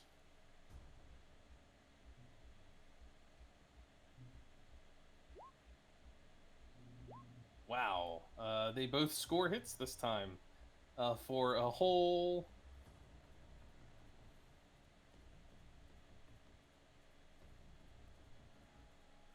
One point of damage. They each do 1 point of damage. They're not providing much firepower here, but they are eyes in the sky. 7. Things looking like most of it is kind of disappearing back into the ethereal, but its upper body is still there.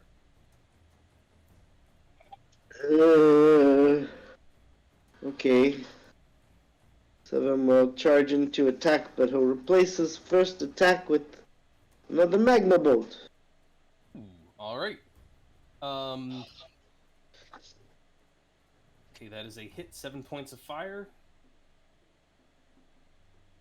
And then I get to attack once with this guy. Okay. Also lands another 6 points. Is Cupcake? No, it's just a pretty one. It's just a pretty one. Well, it still does something. You poke it in the eye. Cool. Done and done. All right. Volkz's throwing more rocks. Maybe she can finish the job. And it only got one attack in. Although I am counting my chickens before they're hatched. 2 rocks. The first one misses. The second one lands. 16 bludgeoning. Halved to 8. Isn't this first one at advantage still? Isn't it prone still? It's prone is disadvantage. Oh, for at range. range. That's right. Damn it. So dumb. But she did hit it with 1 rock. No need for a strength check since it's already prone. Blue is still holding their ground. Red is still going in for the kill. They've all got advantage now. They are dealing half damage, but there's so many of them and there's so many attacks. Let's see what they can manage. That's Come a on, miss. boys. That's a Come hit. on, boys. Wow. All those good rolls before. That's only 3 hits. All right, 1, 2, 3, yes. Let's see some damage. 7. 10, 7. So that's going to be 3, 6, 7, 5. A total of 11. So close. But not close enough. Vengeance. Can you finish this thing off before it brings that maw down on someone else? Here I come for the stabs. Boom. Nice. It's the one. Yeah, the first one hits with advantage for a lovely, even 30 points of damage. Very nice. Magical. Do I need the second one? Right on through. You don't even need to make the second strike. The creature opens its mouth in a silent scream as the last of it fades away, disintegrating into the ethereal realm. That red eye, the last thing to vanish.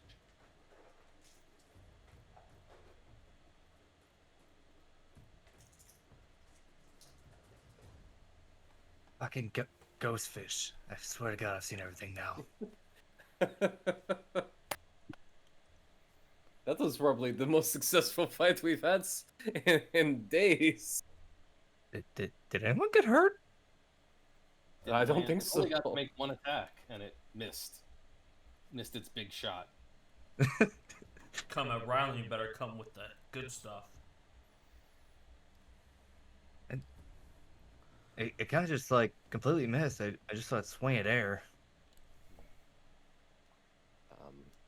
Cat will just order, one, congratulate the men, and then order them to keep taking cover just in case another one comes out.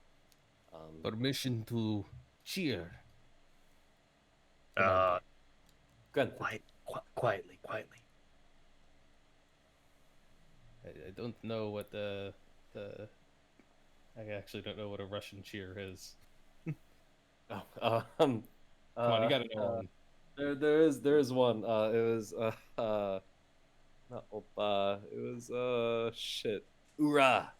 But I can't roll my R's, so it doesn't sound very Hoorah! good. Hoorah! Hoorah! They Yeah. quietly hoorah amongst themselves. All right. That giant fish monster dawned into the ethereal. And an entire cavern. Are you guys seeing low light through the whole cavern? Is it No. not? No, it's lit back up now with the megafauna bones. I see to here. Really? It should all be low light because all of the bones are emitting light. The dynamic Yeah, no, light is there. they're lit up, and it's showing like that throughout the cavern. I mean, I see the bones split up. Yeah. You see do you see basically all the way to the far end of the cavern? Yeah, to the stairs. Yeah, basically. To the stair. I can't see that. There's stairs? No. Yeah, I see the stairs. It could just be just not able. We're not able to see it for some reason. Seems like it's being real glitchy. Okay. Yeah. Is it the well, you new? should be Is able it the new The whole lighting cavern. source they're using? The window and then the light. I mean, I haven't. I guess it is technically on. It is the place light thingy that they give you. Yeah. Yeah. It's Maybe been it a still little. sucks. It's been a little glitchy because I noticed that was a new feature before. Yeah, I haven't even messed with the windows yet. I can't believe they implemented windows but not doors. I know, right? Whatever. You can lock a window, but you're just like, why would you even bother locking the window? Whatever. It's because they're trying to catch up to Foundry. Yeah. But anyway, the fish is gone. The rest of the cavern yawns out before you. You should be able to see the full length of the cavern, which stretches out easily 150 feet ahead of you. These giant bones sticking up, the vertebrae leading you like a path, a bone white path to the north, and stairs to another raised platform on the far side, as well as a couple of tunnel entrances that seem to break through the far western wall of the cave. And one to the east, for that matter, you should be able to see.